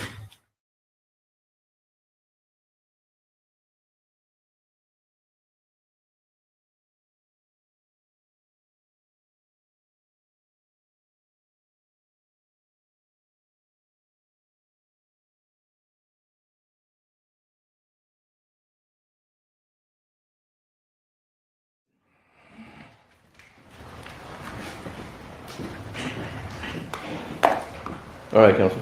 Thank you. Prior to that little break we just took, you had just testified that the conversation you had with the detective before the interview was purely logistical.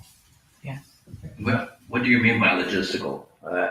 Setting up where we're gonna meet, because I was in Henderson, they were in LA, and basically they were coming to Henderson, and they asked me to meet them at the local Henderson police station that was near my house. Okay, and you didn't speak during that initial call. You didn't speak about the case at all, other than just setting up the meeting. I honestly don't recall. Okay, now she says she does not recall, counsel. Why don't you approach, refresh her memory at this point? She says she doesn't recall. So that's different now.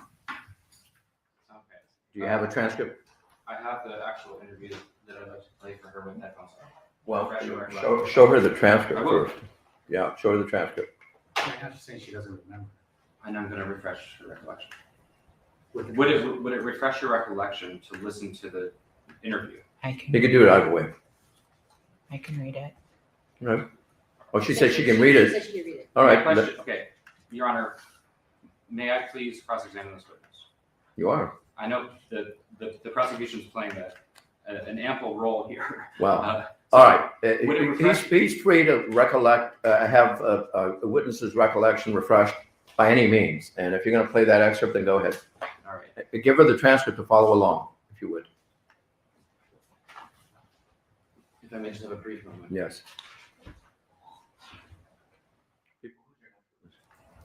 Our next witness is Rebecca Jolak. Okay.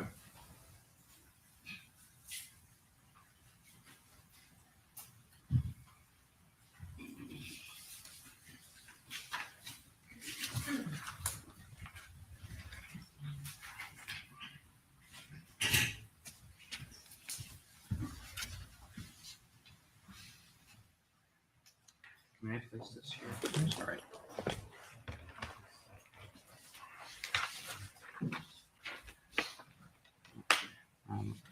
Let me get one more thing. And I'll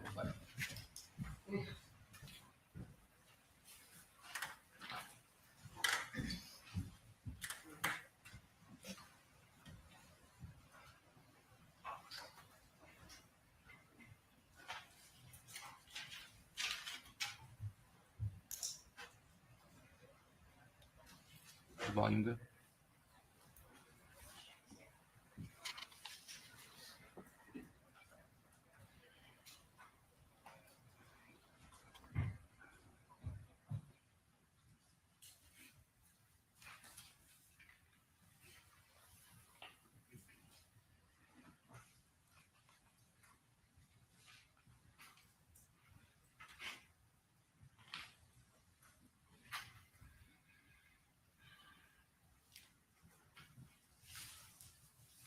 Not a long excerpt, so.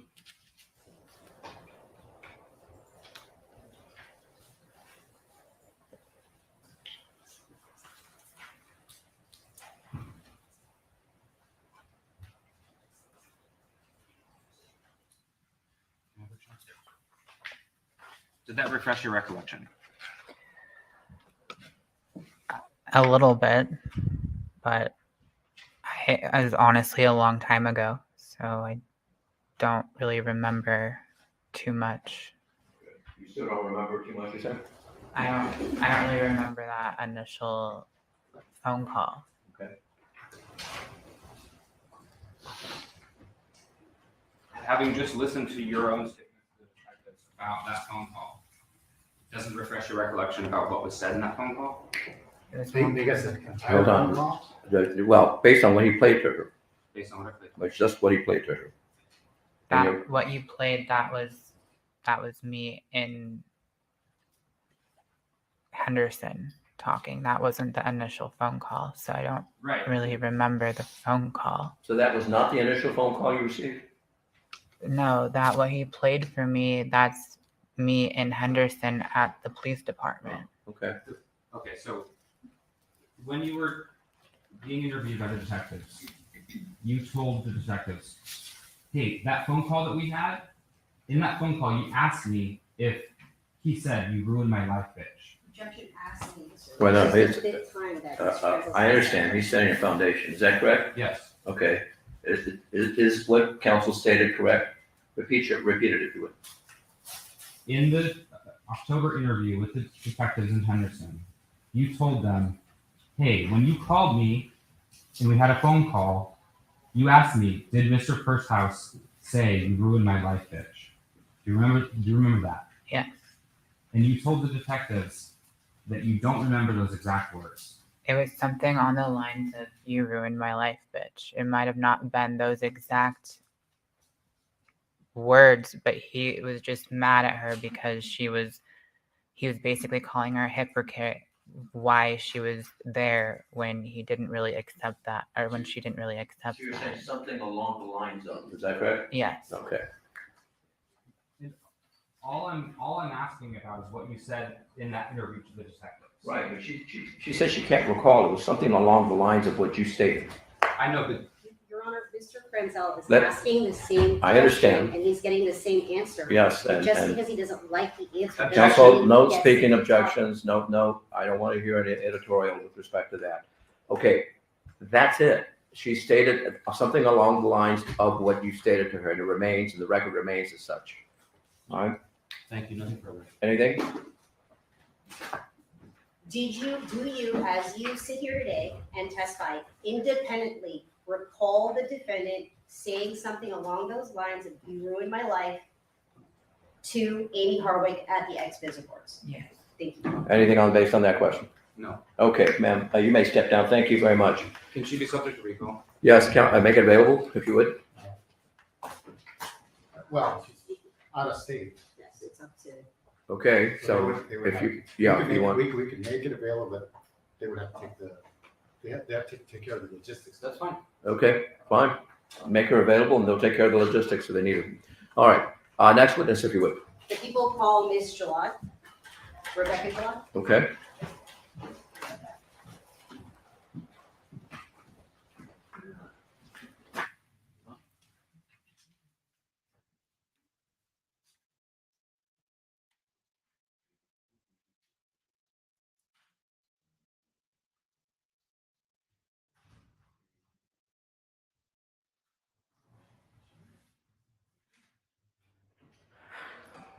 to. Mr. Lod? Yes. Yes, if you could raise your right hand, face this gentleman here. You solemnly state that the testimony you're about to give and the cause now pending before this court shall be the truth, the whole truth, and nothing but the truth, so help you God. Thank you. Please have a seat.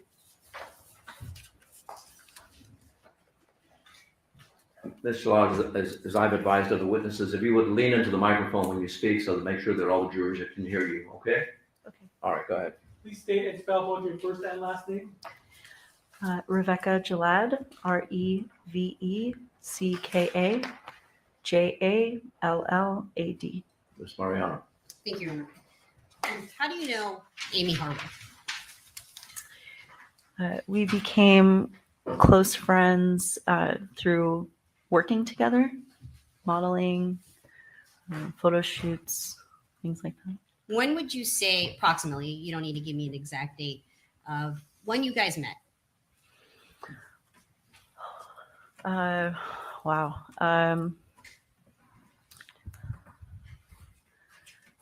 Sorry. I would say 2008. Yeah. And you've known each other ever since, I assume? Yes. Would you say that since knowing each other since 2008, quite a long time, that you were good friends? Yes. Well, she said the witness herself said she was, the word she used, the characterization was close friends. Is that correct? Yes. Okay. Would you keep in touch? Yes. How often would you say you kept in touch with Amie throughout your friendship? Every few months. We didn't talk for a few years. And then we had rekindled our friendship. And then once that happened, typically we'd be in contact every few months or so. What about in the months leading up to her death? How often would you say you spoke during that time? I would say once every few weeks. We became a lot closer. Now, in the time that you've known Amie, have you ever seen her smoke any tobacco products? No, never. Any sort of nicotine products? No. Did you ever see her ingest nicotine in any form? No. Prior to her death, when was the last time you saw her? It was February 14th. We went to an event together. And is that Valentine's Day? Yes. What did you do that day on Valentine's Day? We went to a burlesque show. And you're referencing we. Who are you talking about, we? Myself, Amie, and our friend Sarah. And where was this burlesque show located? At the Globe Theater in downtown LA. And was that on 7th and Broadway? Yes. How did you get to the Globe Theater that evening? I took an Uber. And where were, you don't have to tell us the exact location, but the general location of where you were coming from? I was coming from 711 Olive Street. Okay, so the exact location. That was my office, so I remember the address. So you Ubered from 711 Olive Street. That's just a few blocks away, is that right? Yes. Okay. Do you know about what time you arrived at the Globe Theater? Must have been around 7:30. Did you meet Amie and your friend Sarah there? Yes. Yes. Who arrived first? Amie was there first. And then who arrived second? I did. And when did Sarah arrive? Probably about 20 minutes after I got there. Now, is Sarah also a friend of yours? We had just met that night. That was the first time you'd ever met Sarah? Yes. And is that from a friend of Amie's? Yes, she was a friend of Amie's. Was Amie responsible for kind of setting up the night? She was. Now, when you were at the Globe Theater, did you take any photographs while you were there? We did. Your Honor, at this time, the people are holding 3 photographs with a witness, may that be marked as people's 12 A, B, and C? Yes.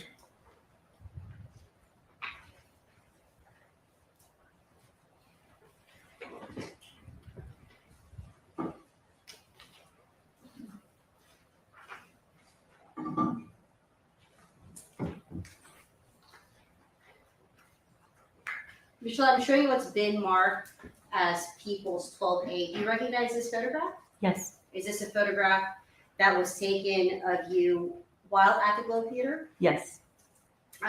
Could you tell us who's who in the photograph? Sure. From left to right, Amie, Tosh, Miss Tosh, she was a dancer there, so I don't know her full name. And then Sarah and myself. So when you say Tosh was a dancer there, that's not one of the people that was out with you at the Globe Theater, is that correct? No, she was one of the performers. In the burlesque show? Yes. Now, I want to talk to you a little bit about what you guys were wearing. Was there a uniform for the night? There was. We were to wear all either pink or red. And whose idea was that? That was Amy's. And you had all discussed that prior to this day? We did. Well, on the day. Yeah. Do you remember the accessories that Amie was wearing that day? I do. And what accessories were those? She had a leather jacket on with her. She also had rosary necklaces.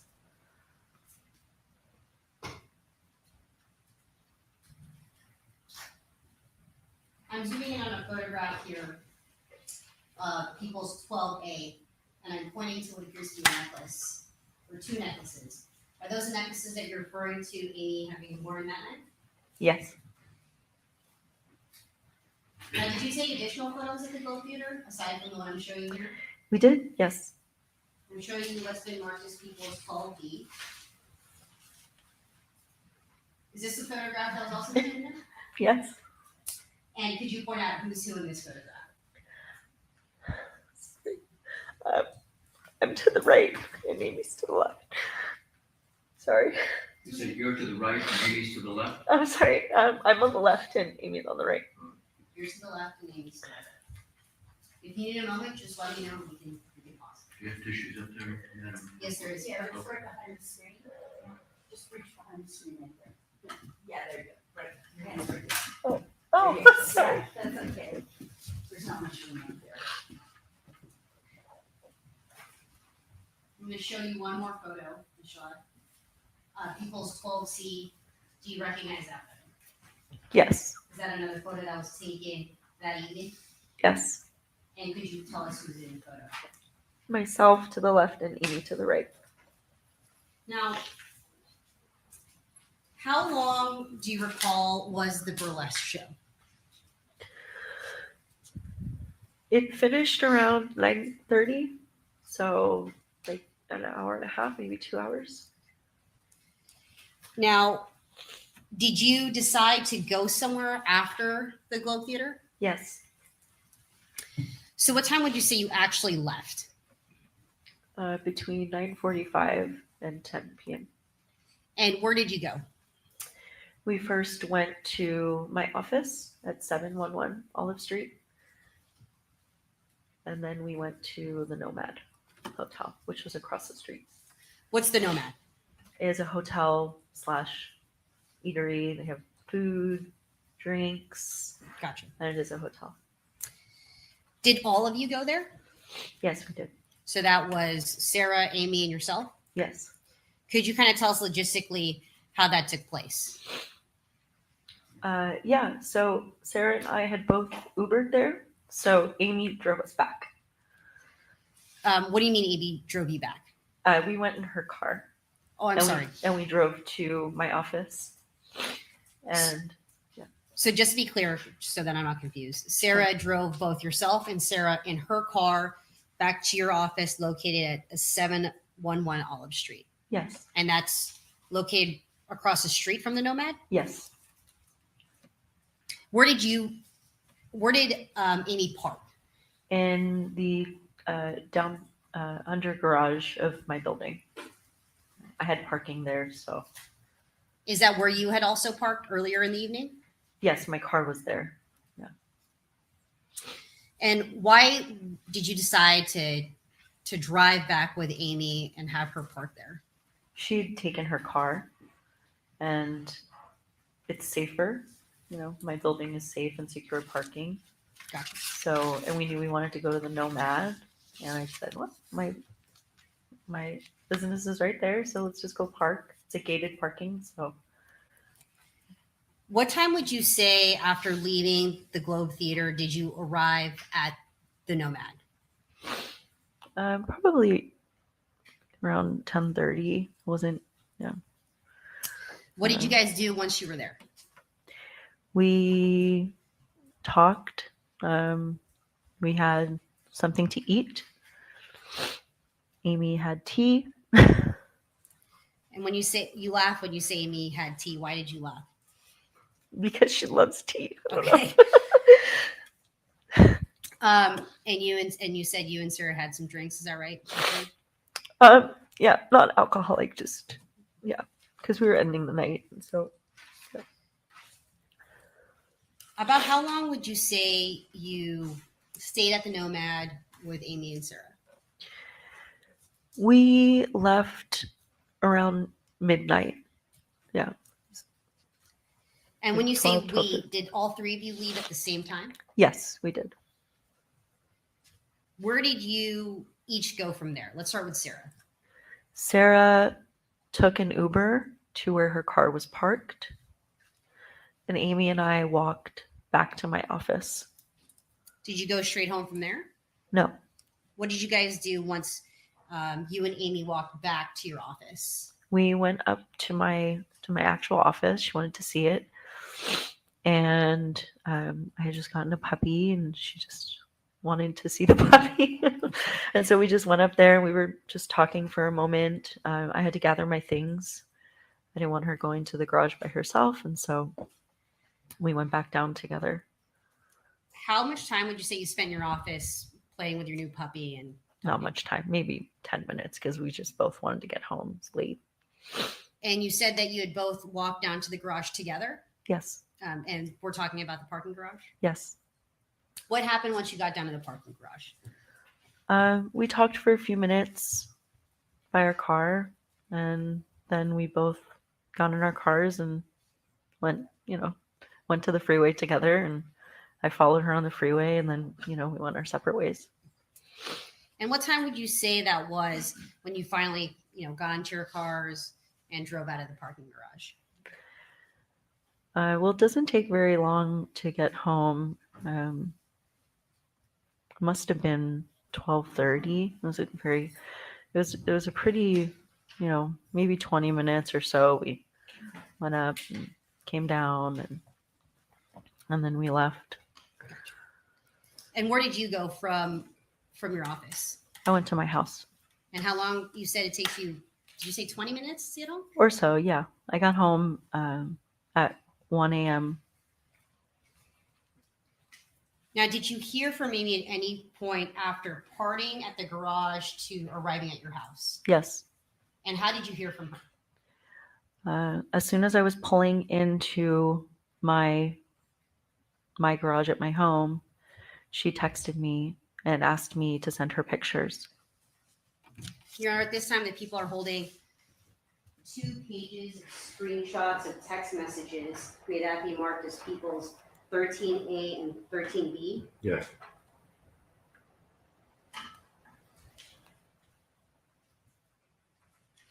And just preliminarily, I'm going to leave this exhibit up. I just want to let counsel know, just because the next series of questions will be involved with this exhibit, Your Honor. We're our discussion had to do with photographs. So not so much text and so forth and or these. As long as you're asking on the issue of the witness, that's fine. You're within the court's order. Thank you, I appreciate it. All right.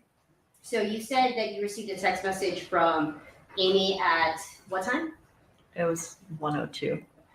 Now I'm gonna show you, let's see, 13A. Do you have a good view of that in the screen in front of you? I do, yes.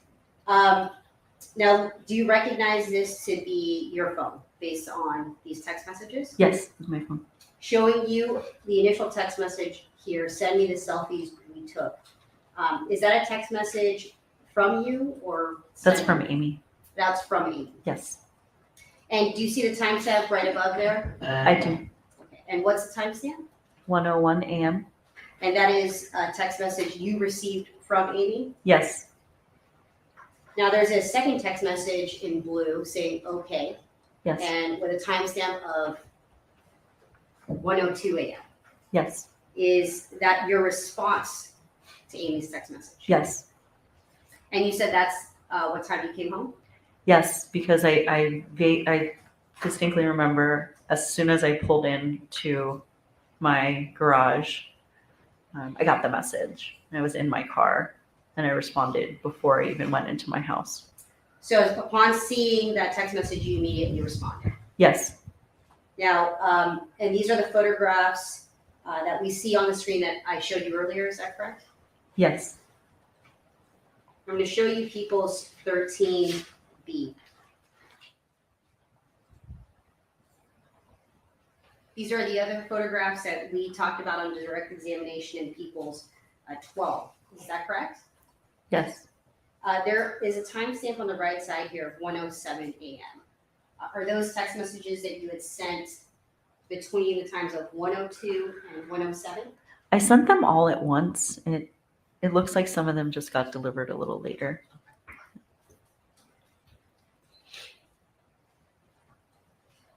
Did you get a response from Amie after sending these messages? No, And when was the last time you ever heard from Amie? when she texted me to send the photos. So the text messages that we're viewing is the last communication you ever had with Amie prior to her death? Yes. Thank you, nothing further. Counsel, you can, are you going to use those photographs then? I have no questions. Okay, you have no questions? Okay, you can take those down. Thank you, ma'am. You may step down. Thank you. You're welcome. You can- The people call Maricela Mendoza. All right.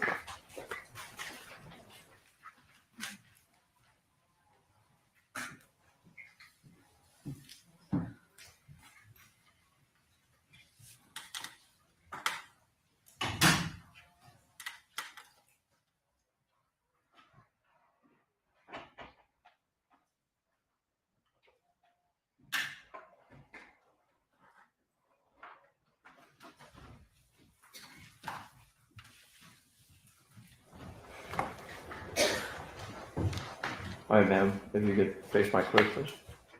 Please raise your right hand. Can you put this on? Yes. You solemnly state that the testimony you're about to give and the cause now pending before this court should be the truth, the whole truth, and nothing but the truth, so help you God? Yes. Thank you. Please have a seat.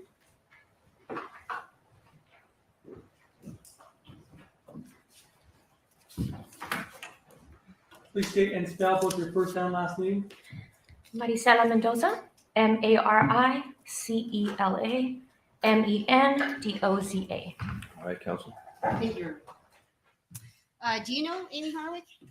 Yes, I do. How do you know each other? We've been friends for about 20 years. We were friends for about 20 years. How did you guys meet? We met many years ago through Coffin Case, which is a company we both modeled for back in the day. Were you good friends? Yes, we were. Did you maintain regular contact with each other over this period of about 20 years? Yes, we did. Would you say you kept in touch often? Yes, we did. And could you tell me what often means? Often was every other day. We'd talk, or we'd go have waffles, or we'd go eat, or we'd go have coffee. Or there was only one period where I distanced myself, and that's when I lost my boyfriend who passed away. So, but that was just a grieving process. And then we picked up again after I was ready. So you kept in touch fairly often? Yes. In the time that you've known her for, I think you said 20 years, had you ever seen her smoke any tobacco products? Absolutely not. Ingest any tobacco products? Absolutely not. Ingest any form of nicotine whatsoever? Absolutely not. Now, do you know someone by the name of Gareth Pursehouse? Yes, I do. Do you see him in court today? Yes, I do. Could you please identify him by telling us where he's seated and what he's wearing? I'm assuming that is him at the very far right. Looks a little different than I remember, but I think that's him on the far right over there. What's he wearing? He's wearing a blazer with a blue collar shirt. How do you know the defendant? We met through Amie.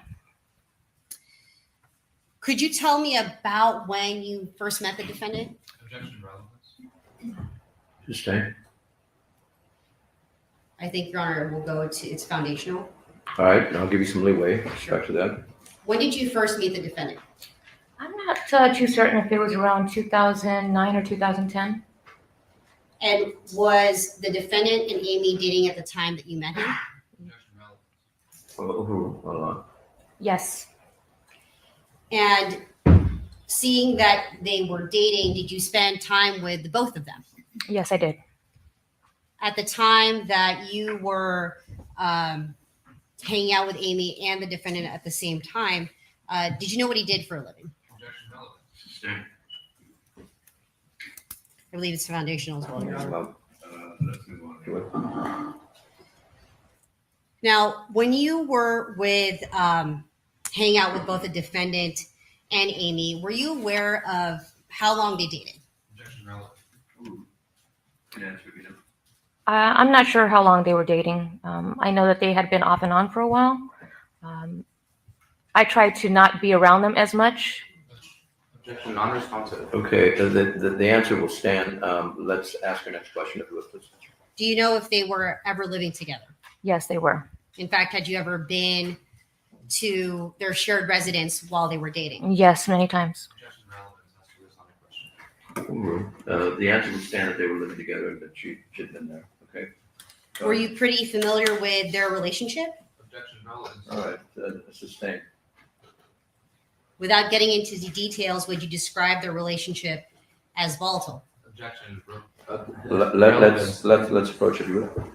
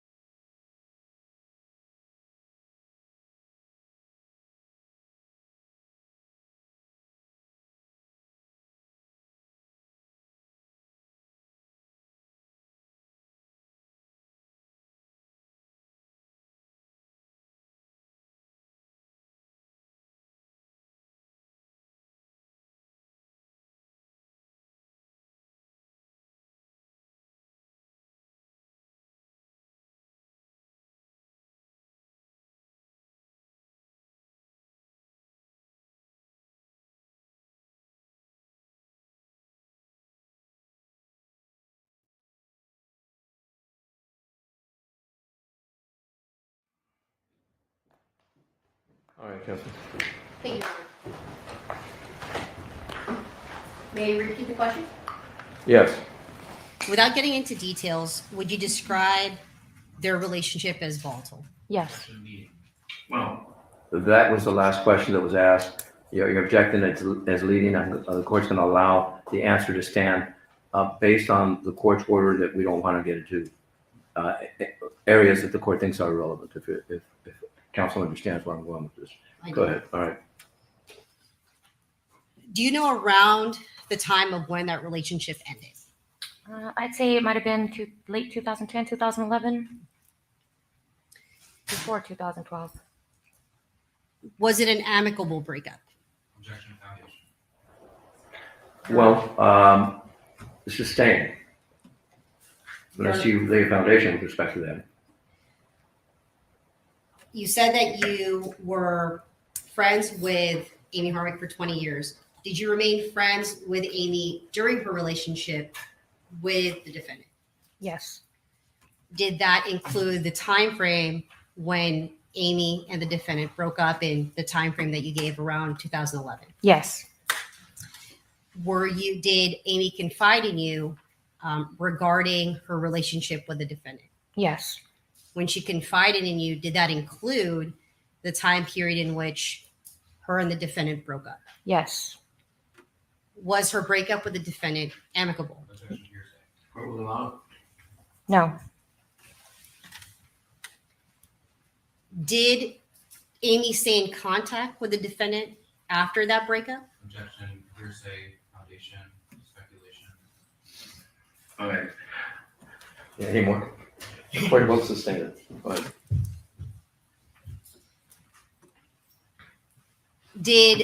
Were you aware of any attempts by the defendant to reconcile with Amie? Objection, foundation, hearsay, speculation. All right, sustain. Were there any measures that you were aware of that Amie took in order to cut off contact with the defendant? Objection, foundation, hearsay. Your Honor, may we approach? Yes, let's approach.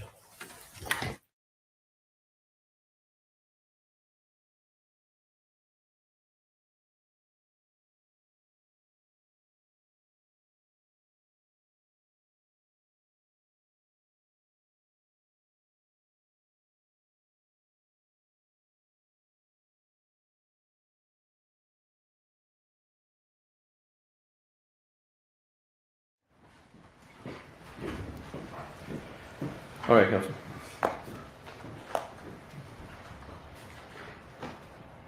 To your knowledge, did Amie stay in contact with the defendant after their breakup? No. Did she want to stay in contact? Objection. The answer stands that they did not keep in contact? Is that right? Yes, they did not. Okay, I'll allow the next answer with your question. Do you have a response to that last question? What was it again? May I ask a question again, Your Honor? Did she want to stay in contact No. with the defendant? Now, I want to talk to you about January of 2020. Did you speak to Amie about the defendant during January of 2020? Yes, I did. Could you explain how that conversation came about? It was just at a party at her house, and I just felt like his energy was around with the work that I do.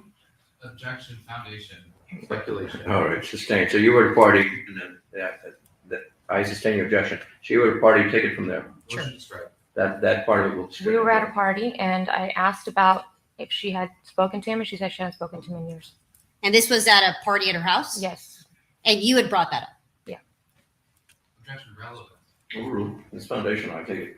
Yes. Good. Since that party, had you had another conversation with Amie about the defendant in January of 2020? Yes. And how did that conversation come about? She called me after the night of the X Awards. The XBiz Awards? Yes. And was that January 17th of 2020? Yes. And this was a phone call? Yes. What did she tell you when she called you? She just told me what happened at the event. Right, as long as we're going to the state of mind. Correct, Your Honor. All right, very good. She just told me what happened at the event.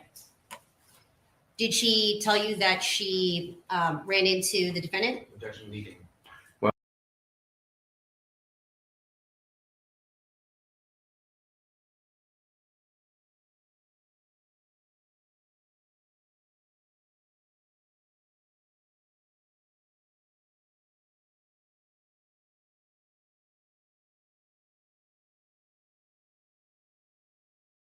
I think it's probably a better, even though it is leading, but at least it doesn't run the danger of going into other areas. Or you can ask her what exactly she told her about I'll that withdraw one. my- Okay, she'll withdraw it. You can pinpoint. if you would. Was she specific about her interaction with the defendant at the XBiz Awards? Yes. What did she tell you about her interaction with the defendant?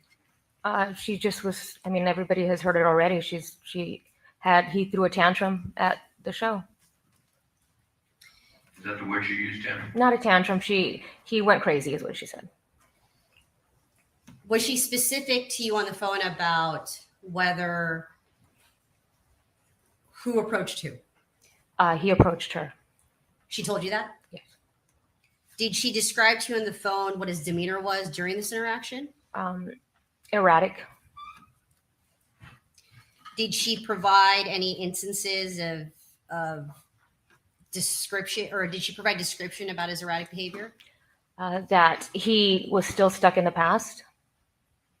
And did she say anything else about that? She just was talking about what happened, that she had seen him and that he was broke down and that he started pulling out text messages and making a scene in front of everybody. And she was really embarrassed and she just wanted to neutralize the situation. So they went off to the side to talk, and whatever happened, I wasn't there. So let me try to break that down just a little bit. You said that she was specific about the defendant approaching her. Yes. You indicated that she told you something about text messages. Well, she's reiterating what this witness just stated. What did she say about those text messages? He was just pulling up text messages from the past as if they had just happened yesterday.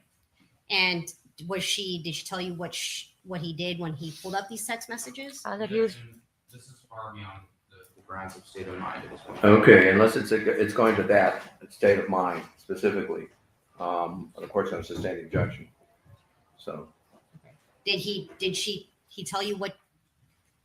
My question is, did he read text messages to her, or he just pulled them up? I'm a little confused as to what that means. Yeah, it remains that he was texting her. Okay.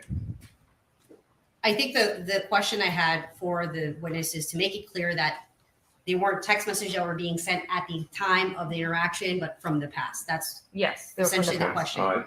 So to be clear, were those text messages, did she refer to those text messages as text messages that were exchanged between herself and the defendant from the past? From the past, from years ago. Thank you. That was my question. Did she provide any specific statements he said to her during this interaction? The interaction at the show? Yes. Okay. All right. Objection far beyond the grounds of state of mind. And now it's going to state of mind. Your Honor, can we approach so that we may You have know, an uninterrupted? ladies and gentlemen, any of you own a stepmaster? Because I keep going down these steps.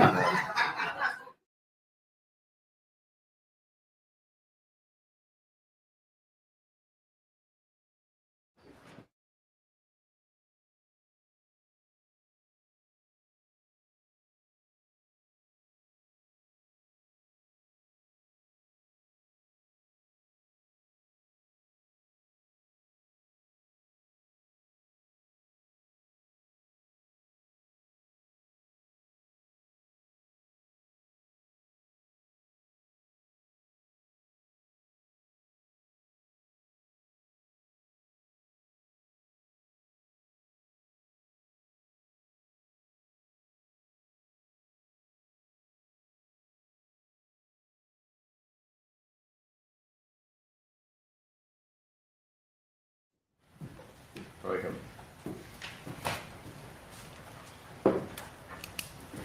I think we left off. I asked you about some text messages, or I'm sorry, some statements.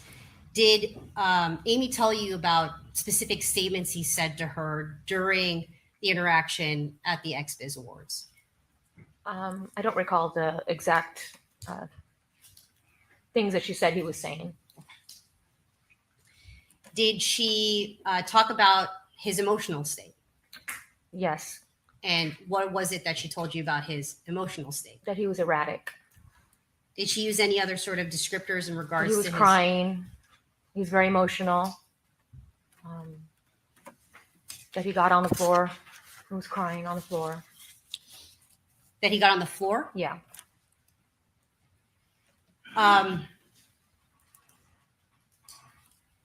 Did she tell you how she responded to the defendant as a result of the things of his erratic behavior? Yes. And how did she tell you she responded?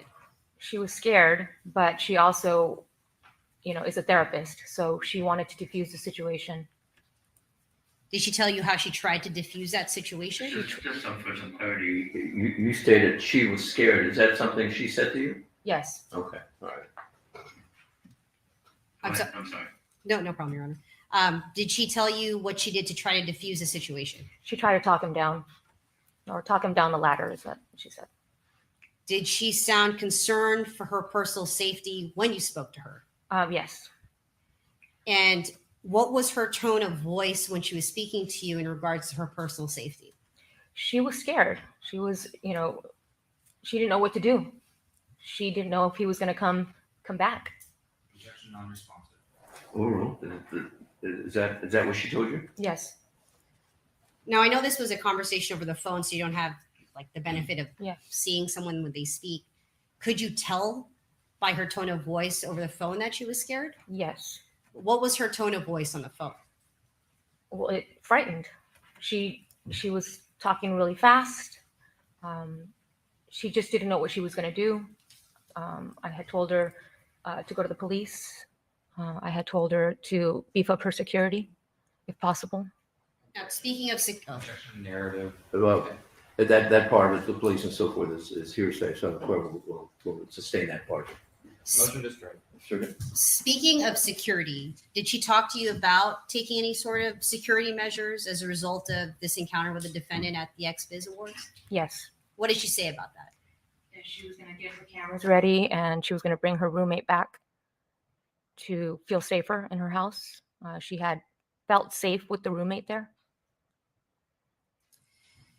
Now, I know that we've been talking about this phone conversation that you had with Amie on January 17th. Did you also exchange text messages with Amie in January in regards to this interaction with the defendant at the XBiz Awards? Yes. Your Honor, at this time, the people are holding a screenshot of a text message between the witness and Amie. Would that be marked People's 14? Yeah, is that one page? It is one paper. Yes, Mark. Showing you what's been marked as People's 14. Do you recognize this screenshot? Yes. Now, how do you recognize this? That's the conversation that Amie and I had after she ran into Garrett. Now, we can see here that there are text messages that are white, and then there are also text messages here. I know there's a black portion of it that are blue. Yes. Which text messages are Amie's? Amie is the top white and mine is the redacted. The blue? Yes. Now, do you remember when it is that you received this text message? I think that was on the 17th. Was this before or after your phone call? This was after the phone call. Now, it says here, also, I had to block Garrett. He continued to message me after I told him I did not want to have contact. He even said that you sent your psychic energy to control the Star Trek episode that he's watching that reminded him of me. This is really scary. Is this a text message that Amie sent to you after your phone call where she told you about the incident? Correct. And how soon after receiving, how soon after the phone call did you receive this text message? This was just a few hours after. Now, when was the last time you spoke to Amie prior to her death? A few days before. Thank you. Nothing further, Your Honor. Okay, ladies and gentlemen, State of mind, we've been talking a lot about state of mind and so forth. And the state of mind sometimes includes hearsay, but it is the best example I can give you is if someone went up to one of you and said, I'm going to sock you. Not that that was stated in this case, but let's say, I'm going to punch you right now. It isn't so much for the truth that the person was going to punch you, but rather what effect it had on your state of mind. Were you afraid? Were you dismissive or what have you? Okay, so that's a nuance, and you'll get an instruction at the end of this case with respect to that. Okay, counsel, cross-examination. No question. Okay, you may step down, ma'am. Thank you. Your next witness.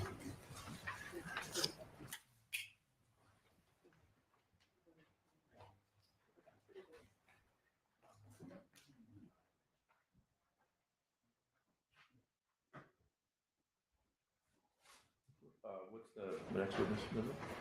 I'm sorry, Your Honor? What's the name of the witness? Mr. Travel will be calling Michael Herman. Michael Herman. Okay. No?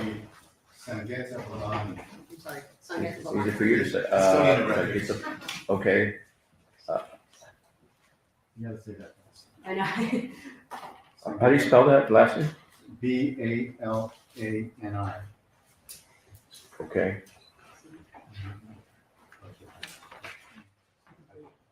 Sorry? Oh, second page. Okay, thank you. Let me call Montano. Let me call I see. Montano.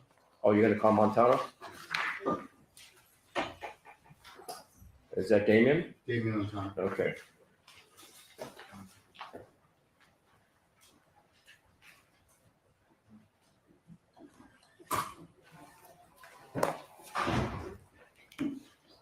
Mr. Montano? Yes, if you can approach the witness, stand down here, please.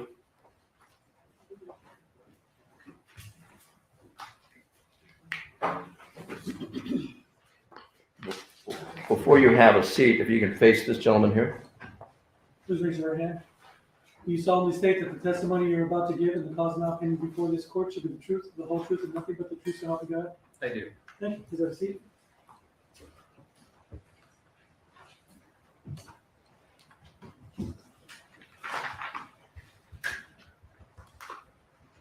Please state and spell both your first and last name. Amie Montano. Spell them, please. Oh, sorry. It's Damian. Last name is Montano. Yes, thank you. Mr. Montano, looking here at people's number one, it's an aerial photograph. You see the location where, on the home, it has the location of 2078 Mountain Street. Yes, yes, sir. Are you familiar with that location? I am. It's part. I'm sorry. How are you familiar with that location? It's part of my property, so it's a lower level rental unit. And do you live on that property? I do. I live at 2080. And back on February 14th, 2020, Valentine's Day, did you live at that location? Yes, I did. And what part of that location did you live at? So my property is the whole first floor. It's hillside, so that lower unit only starts on the back half of the house. So mine is the entire top level. And would yours be the closest to Mound Street? Yes, it is. And at your home, did you have any cameras? I do. I'm sorry. I do. And did you have those cameras back on February 15th, 2020? Yes, I did. What kind of cameras are those? They're ring motion sensor cameras. So if they sense movement, light goes off and it starts recording. And were those cameras triggered back on February 15th, 2020 in the morning? Yes, sir. Do you remember about what time they were triggered? 108. Your Honor, I have a DVD with 2 videos and labeled 2078 Mound Street. Is this the people's next in order? Yeah, 615, excuse me. 15? 15, yes. 15.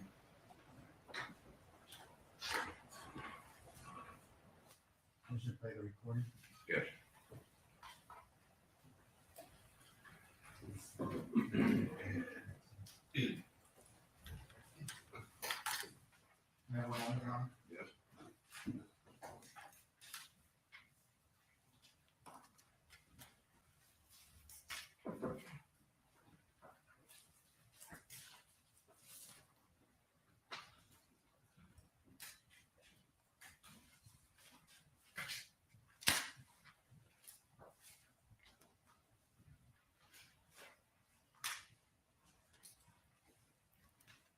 I'm going to show you a video in a moment and ask you if you recognize what's shown here. Okay.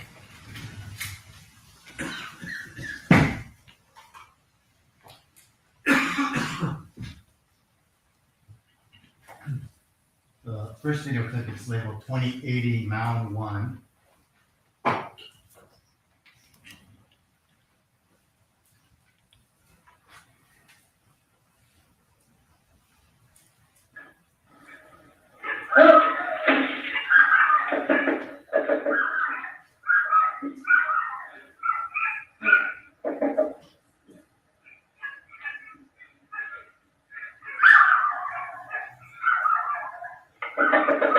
Do you see the timestamp? Yes, sir.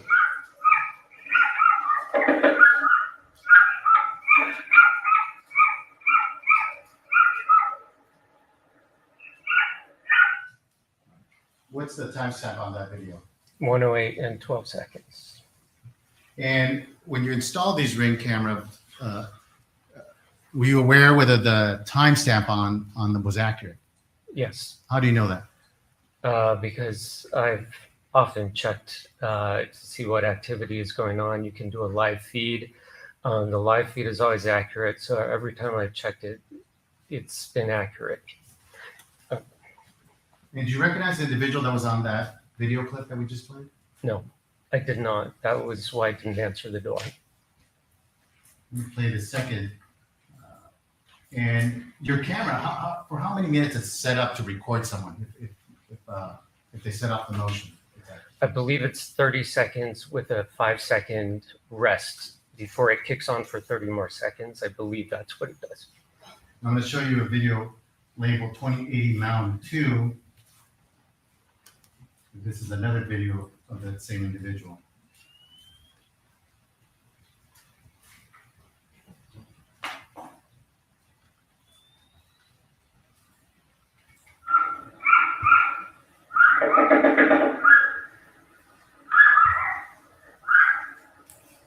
I'll ask you about the timestamp in a moment.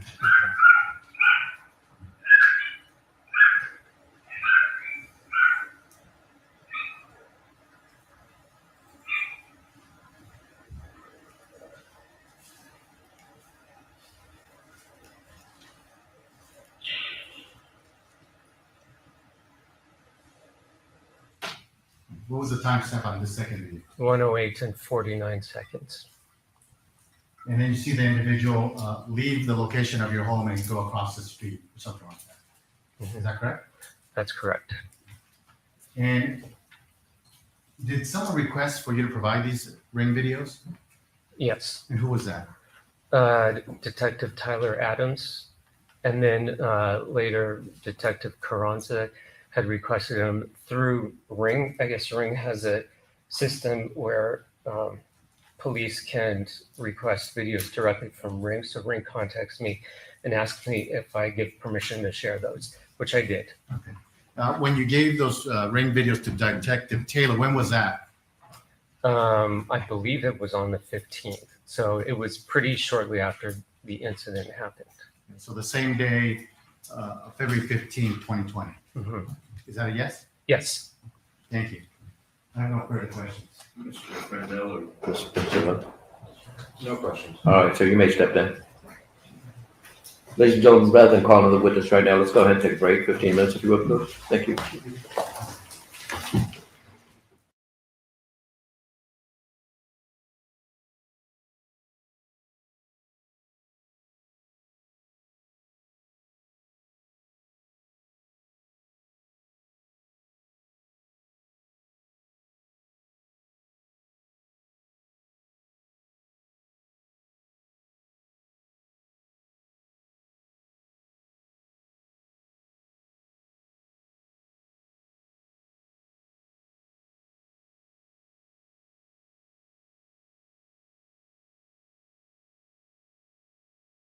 Moving along with this trial, I am aware that at least a couple of you have planned trips.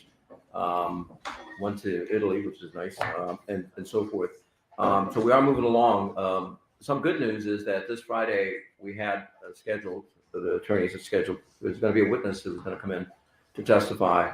And instead, the attorneys have stipulated, and that means they've agreed to a fact or a process, in this case, a process. That witness will not be necessary for Friday, and that was scheduled for this Friday. What I'm trying to tell you is you'll be off on Friday. It's going to be off for a 4-day weekend, okay? All right, yeah, there you go. All right. I thought you had to go to work, Your Honor. I'm not saying anything, you said that.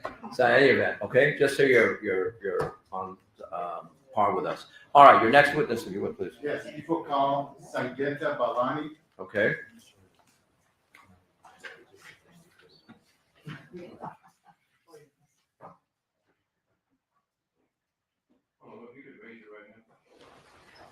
Do you solemnly state that the testimony you're about to give and the cause now pending before this court should be the truth, the whole truth, and nothing but the truth so help you God? I do.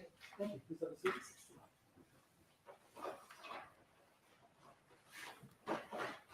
Please state and spell both your first and last name. Sure. It's Sangeeta, Sangeeta, Balani, Balani. All right, counsel.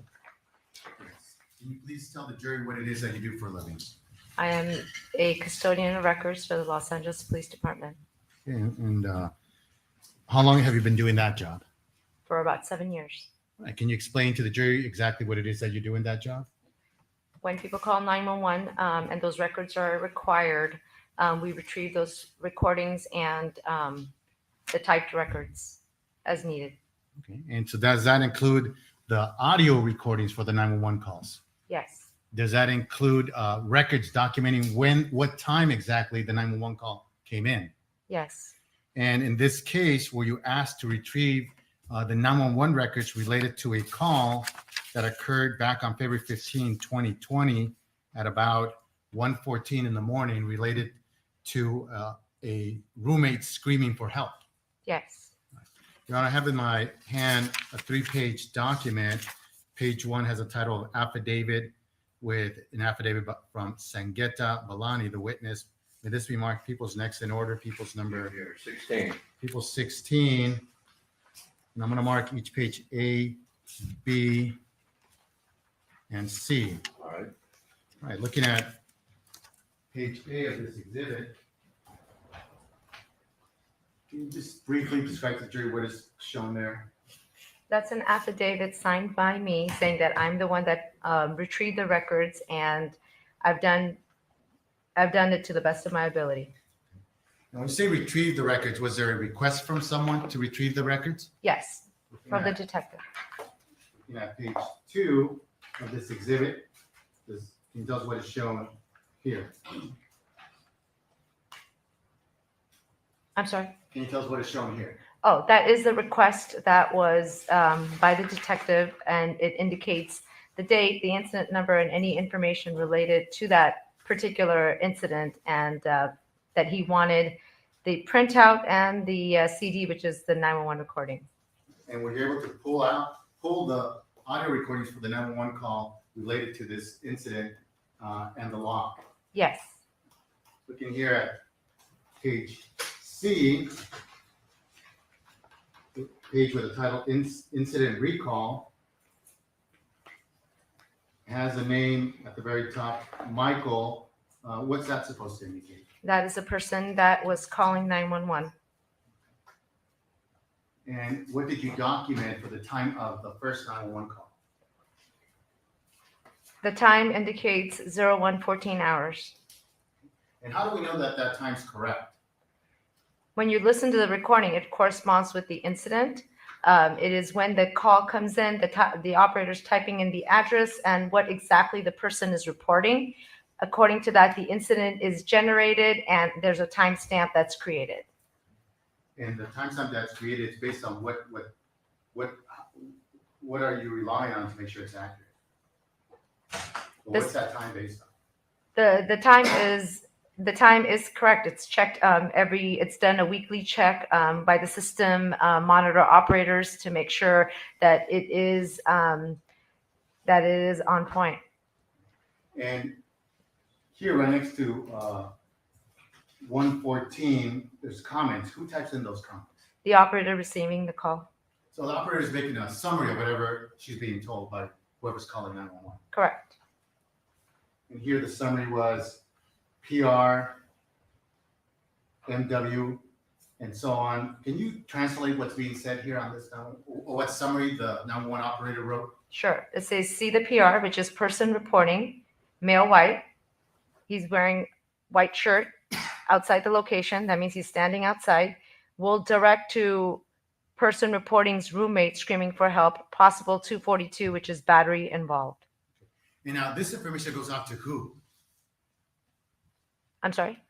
This information on the 911 call, do the 911 operators provide that information to some other people? So once they get that information, they broadcast this information to the officers in the field. So they receive, this is the type of information they're receiving for this incident. Correct. So they're supposed to be looking for a male white who may have blood on his shirt. Or I'm sorry, he's wearing a white shirt. Correct.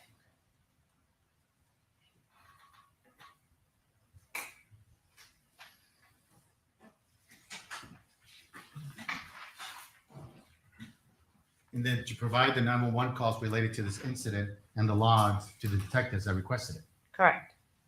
Thank you. I have no further questions. Okay, you may step down. Thank you, ma'am. People call Michael Herman to the stand. All right. Thank you.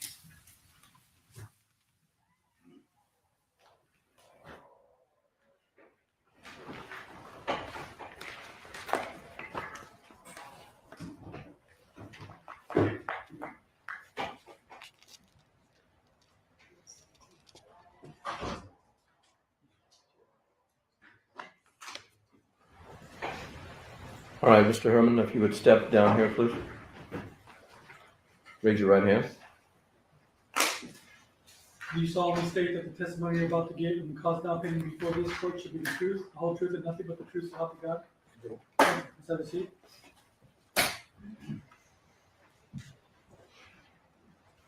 Please state and spell both your first and last name. Michael Herman, Michaelherman. Counsel? Yes. Mr. Herman, how old are you? 50. I want to draw your attention back to 2020. Back then, where were you living? I was living in the Hollywood Hills off Mound Street. Yeah. I'm sorry.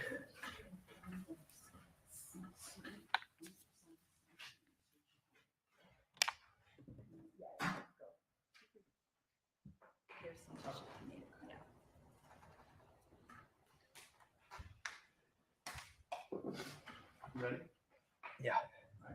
Looking here at people's exhibit number 1, an aerial photograph showing 2086 Mount Street and 278 Mount Street. Were you living at 2086 Mount Street in 2020? I was. And did you live there with someone? Yes. And who was that? Amie Harwick. Looking at people's exhibit number 9, you recognize who that is? Yeah. And who is that? That's Amie. And now you know that she died on February 15th, 2020. Yes. Prior to that date, how long had you been living at that location with her? Probably around 5 months. And did you stay there every day, or were there times when you were there, not there? I traveled probably around 50% of the time. What does that mean, you're gone 50% of the time? Well, if you add up the days in a month, like I'm probably gone 2 weeks out of the month, like traveling for business. Okay, and I'm going to ask you to speak a little louder so the jurors back here can hear you. So speak into the mic if you can. Okay, sure. All right. So you said you would travel for business and that you would be gone. How much time? On average, about 50% of the time. And what is it that you did for a living back then? I was consulting with chains of stores who were wanting to manufacture overseas or go straight to manufacturers and not use like middlemen anymore.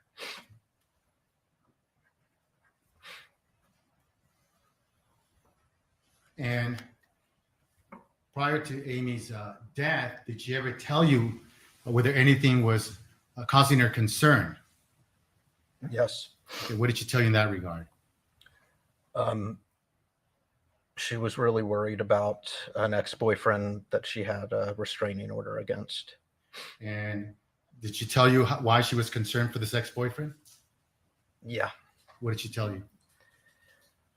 She said that without getting into details of any specific incident, just in general, what did she tell you about why she was afraid of this? She felt like he was capable of and did physically harm her in the past.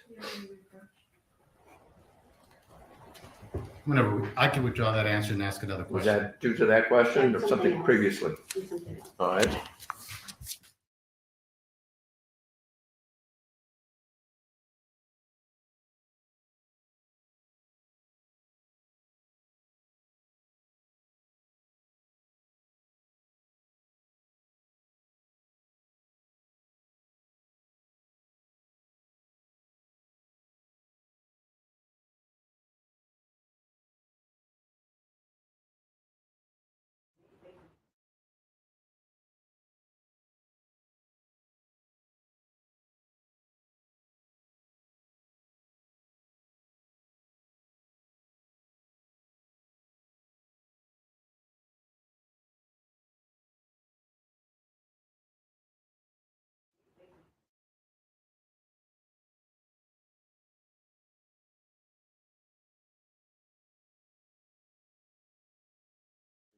Yes, I'm ready. This witness responded to a question to the following. She felt like he was capable, I take it to Ms. Harwick, felt like that he was capable of doing and did do physical harm in the past. She felt like he was capable of doing harm, physical harm will remain. As far as the doing harm in the past, there is no basis for that. And so the court will strike that. And so you're not to consider that at all, ladies and gentlemen, all right? So that way it's important that you follow the court's instructions with regard to that. Now, you have a stipulation to read. Now, stipulation, again, ladies and gentlemen, is a fact or set of facts that the attorneys will agree on whatever the stipulation may state, and you're to accept them as facts or evidence as having been established by the evidence in this case, okay? So it's not an issue at this point, if you would. Go ahead. A restraining order naming Amie Harwick as a protected person was issued on April 12th, 2012, ordering Garrett First House to stay 100 yards away from her home, job, and vehicle. The restraining order expired on April 11, 2015. It was not in effect on the date of the incident. So stipulated defense? So stipulated. Prosecution? Yes. All right, court will accept the stipulation. Go ahead. Thank you. Were you present for any measures that were taken to secure the home prior to February 15, 2020? Yes. What did you observe or hear as far as any protective measures? Amie had met with a handyman that I guess hadn't been working for her that long. And just one time in particular, I remember they were over by the glass doors that happened to be broken that evening. And Amie was pointing it out and telling him, we need to secure this. And I would just remember, because I think I was eating a bowl of cereal and kind of strolled over kind of slowly, and she got kind of quiet. And I just felt like she didn't want me to worry or something. I don't know. But I did hear that part. And about how much time before February 15, 2020 was this handyman there at the house? Can you repeat the question? Yes.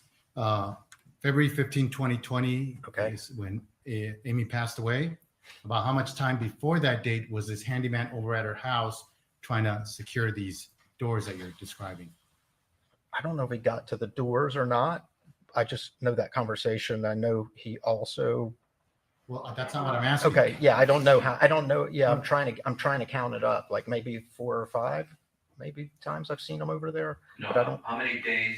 When you saw the lock, was he there more than once? Yes. Okay. But this one occasion that you're describing, when you're looking at these doors, that occasion, about how many days before February 15, 2020 did that happen, approximately?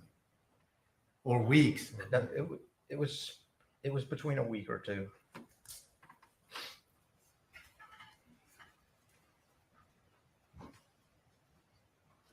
Now, drawing you to the date of February 14, 2020, Valentine's Day. Were you there at 2086 Mount Street that day? I was. Okay. Were you there from what time to what time were you there? I was there all day. And did you go to sleep at a certain point in time? Several times, yes. Okay. And why is that? Because I'd been up working a lot of hours the previous 2 weeks. Do you remember what time you went to sleep? Which time? Yeah. Well, you tell me what time was the first time you fell asleep? It was probably towards the I think it was close to morning on Friday morning, because Thursday night's Friday night in China. So I remember being up to catch their Friday night. I fell asleep towards that morning. So on Valentine's Day, you fell asleep in the morning. Yeah. So do you remember how long you were asleep in the morning? Until you woke up? I woke up several times, like to use the bathroom or get something to eat. About how long was your longest amount of time that you slept in the morning? Probably 3 or 4 hours, maybe. How many? 3 or 4 hours, maybe. Now let's take you more closer to, let's say after 6 p.m. Did you fall asleep after 6 p.m.? Around then. Did something wake you up after that time? Yeah. And what was that? Well, I don't know what it was. It sounded like a glass like plate falling upstairs. That's what I thought it was. Now I have a CD here, Your Honor, with two 3D videos, one labeled lower level and one labeled upper level. They basically mark people's names in order. 17. 17. There is an objection on two grounds. One, that he's. Are we doing a safety objection? Sidebar.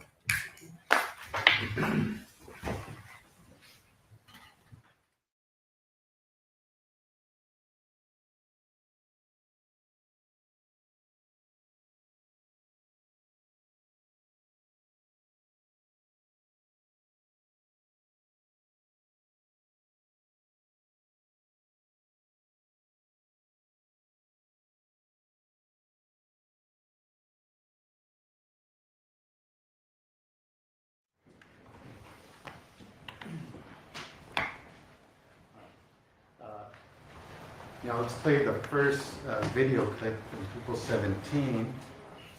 This is labeled the lower level. And I ask you to look at it and let me know if this fairly accurately represents what the lower level looked back on February 15, 2020.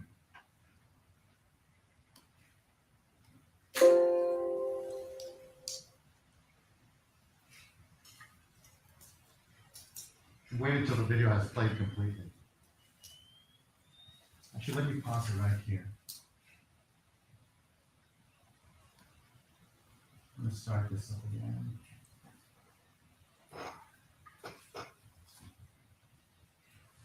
One second. Yeah, 1 second. Yes.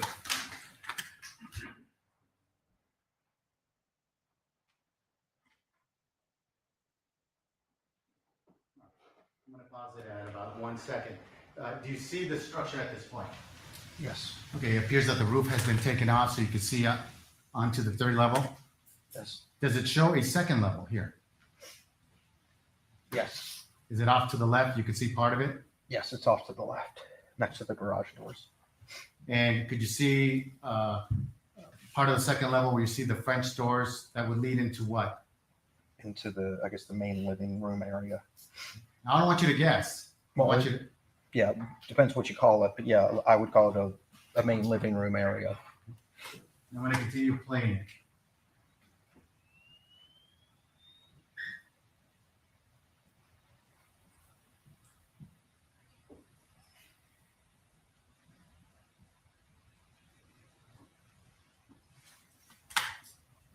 I'm going to pause it right here. This is at 15 seconds, and it appears to be, if you're looking at the front of the home, it would be the right side. Right? If you're facing the front of the home, it would be on the right side. You see there appears to be a door on the second floor. You see that? Yes. What that door leads to where? The kitchen. Let me, and I don't know if you have a laser pointer or. I don't think the laser's gonna work on that. You have the old fashioned flip Yes. pointer there. There we go. It's old school. All right. You see this right here, what appears to be a door on, if you're facing the front of the home on this 3D image, it would be on the right side of the home, correct? Yes. So this door right there that I'm pointing to, what does that lead to? Okay, and from, okay, so that leads it to the kitchen. Thank you.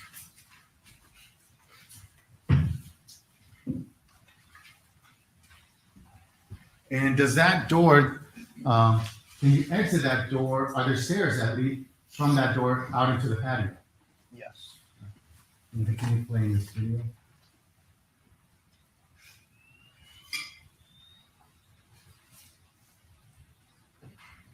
Can you pause it there? So I pause it at 22 seconds.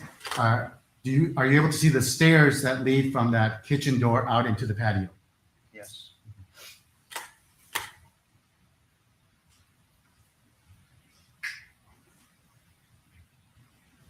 And I'll pause it now at 25 seconds. And can you describe whether your bedroom can it be seen here?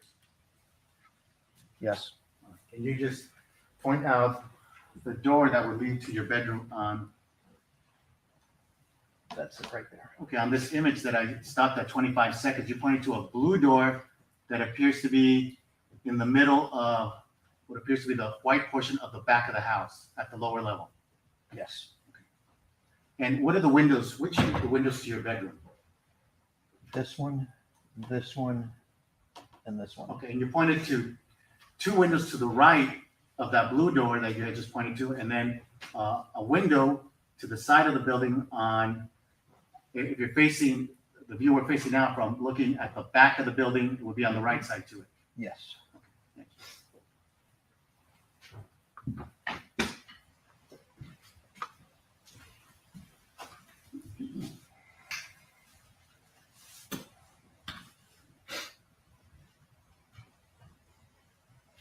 I'm going to continue playing the video. I'm going to pause it right here. This is at 28 seconds. Now, if you were to face the front of the building looking at the house, this would be on the left side, correct? Yes. And here, there appears to be like a sectional showing, is there a sectional showing the mid-level? Yes. And appears to be a staircase that leads up to the third level? Yes. Okay, and is that staircase, is that near the front door? Yes. I'm continuing to play the video and I'll just play the remainder of it.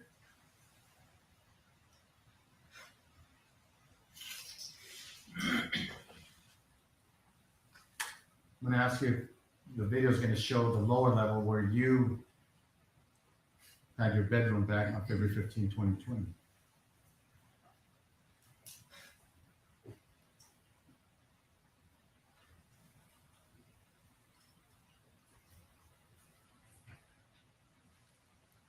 I'm going to pause it right here.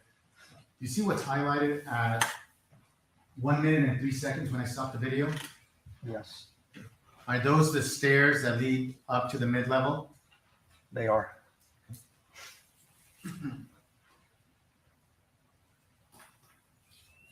And what's highlighted now in pink at 105, would that be your bathroom?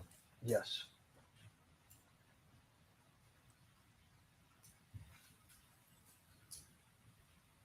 What's highlighted now at 1 minute and 13 seconds, is that the utility room or what kind of room is that?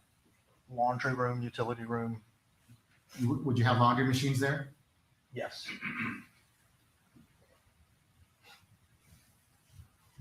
Keep continuing to play the video. And now at 1 minute and 20 seconds, there appears to be a room to the left highlighted. And whose room is that? That was my room. And does this diagram showing at 1 minute and 20 seconds, does it fairly reflect the dimensions of your room, the bathroom, the utility room, and the staircase? Yes, it seems to be yes.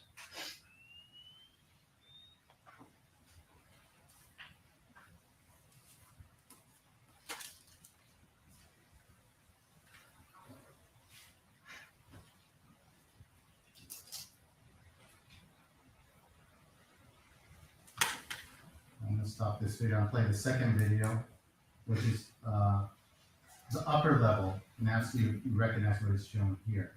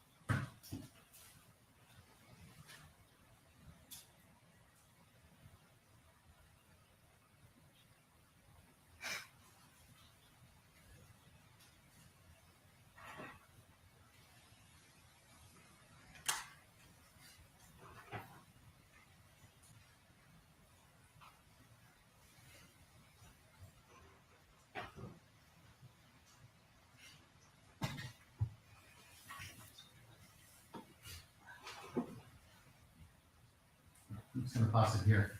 At 57 seconds. It appears to be a layout of the third floor. Do you recognize that layout? Yes, Have you been up to the third floor before? yes.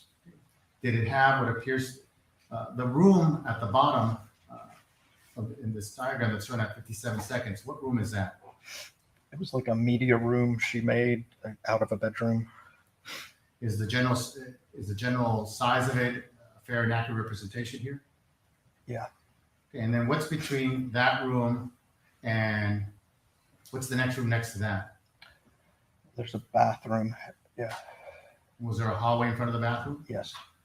And then what's, looking at this image going to the top, what room is that?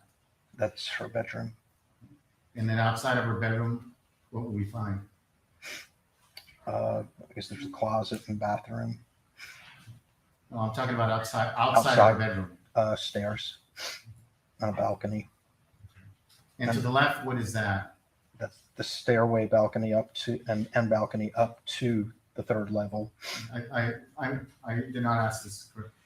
Next to her bedroom, Mhm. what's to the left of that? It looks like a closet. Yeah, it's her closet.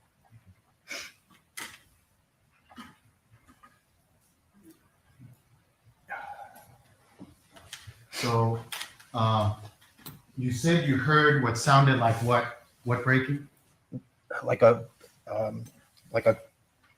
dish or glass dish like falling to the floor. And where were you when you heard this? I was downstairs. Did it wake you up, or were you already awake when you heard the sound? No, it woke me up. It was that loud? Yeah. So you wake up to this sound that sounds like something's breaking, and what do you do? First, I wait and listen, and because I thought Amie dropped a plate, or maybe the cat had knocked the plate over, and then I heard what I thought was Amie cleaning it up and walking over my bedroom.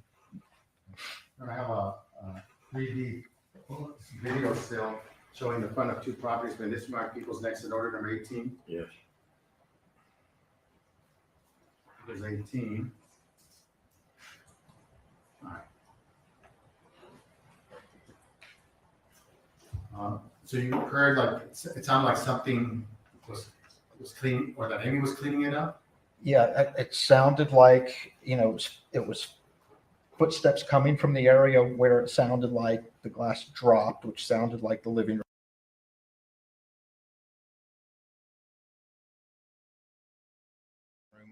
And then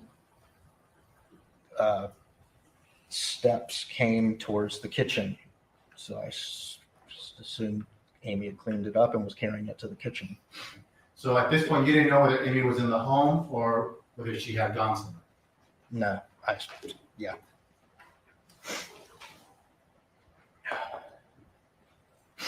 And what happened after that?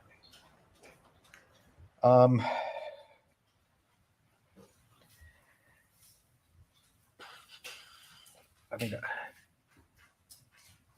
Did you go back to sleep? I might have checked some emails, might have watched some TV and dozed back off. There's what? I said I might have watched some more TV, watched some TV, or used the bathroom or got something to eat, and then dozed off eventually. It's speculation. It's Right.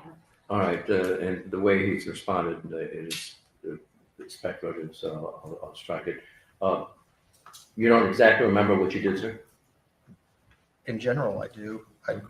All right. Yeah, We just don't want you to guess. Well, so if you don't know, just say you don't know. I ate, I watched some TV, and I slept. Okay, you're sure of that? Yes. And so after And you used the did that, bathroom. did something else happen? Did something else happen when I Did did something cause you to wake up or for you to do something? Well, later that night, yeah, I heard what I assumed was Amie screaming. Tell the jury, what exactly is it that you heard?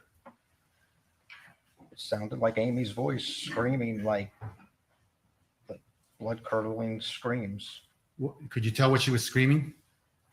It was just loud. It screams.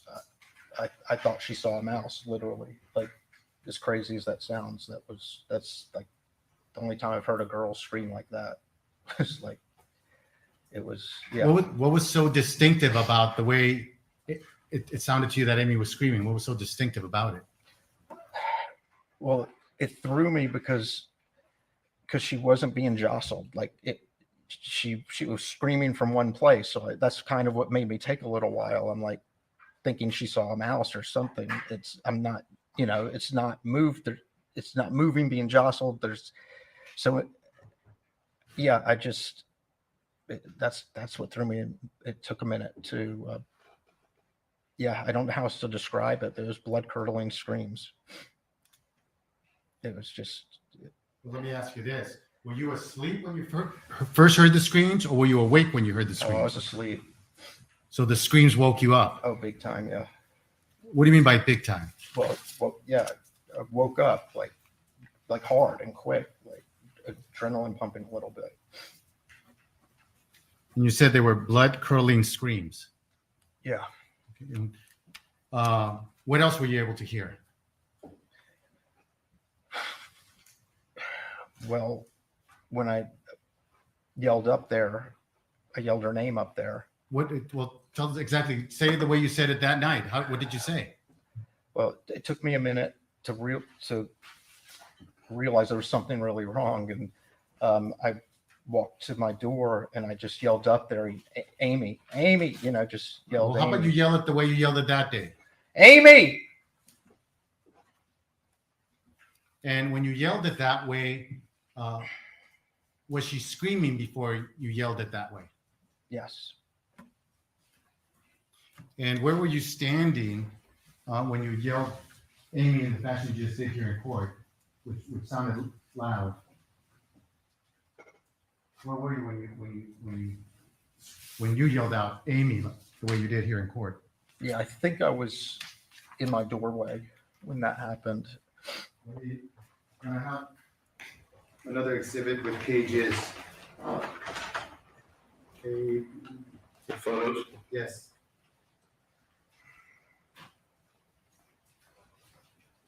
For photographs 8 through E, may this remark People's Exit Order number 19? Yes, 19A3, and with that, council, we're going to take a recess. All right, ladies and gentlemen, let's be back tomorrow at 9:30. Have a safe evening. We'll see you tomorrow at 9:30. All right, thank you.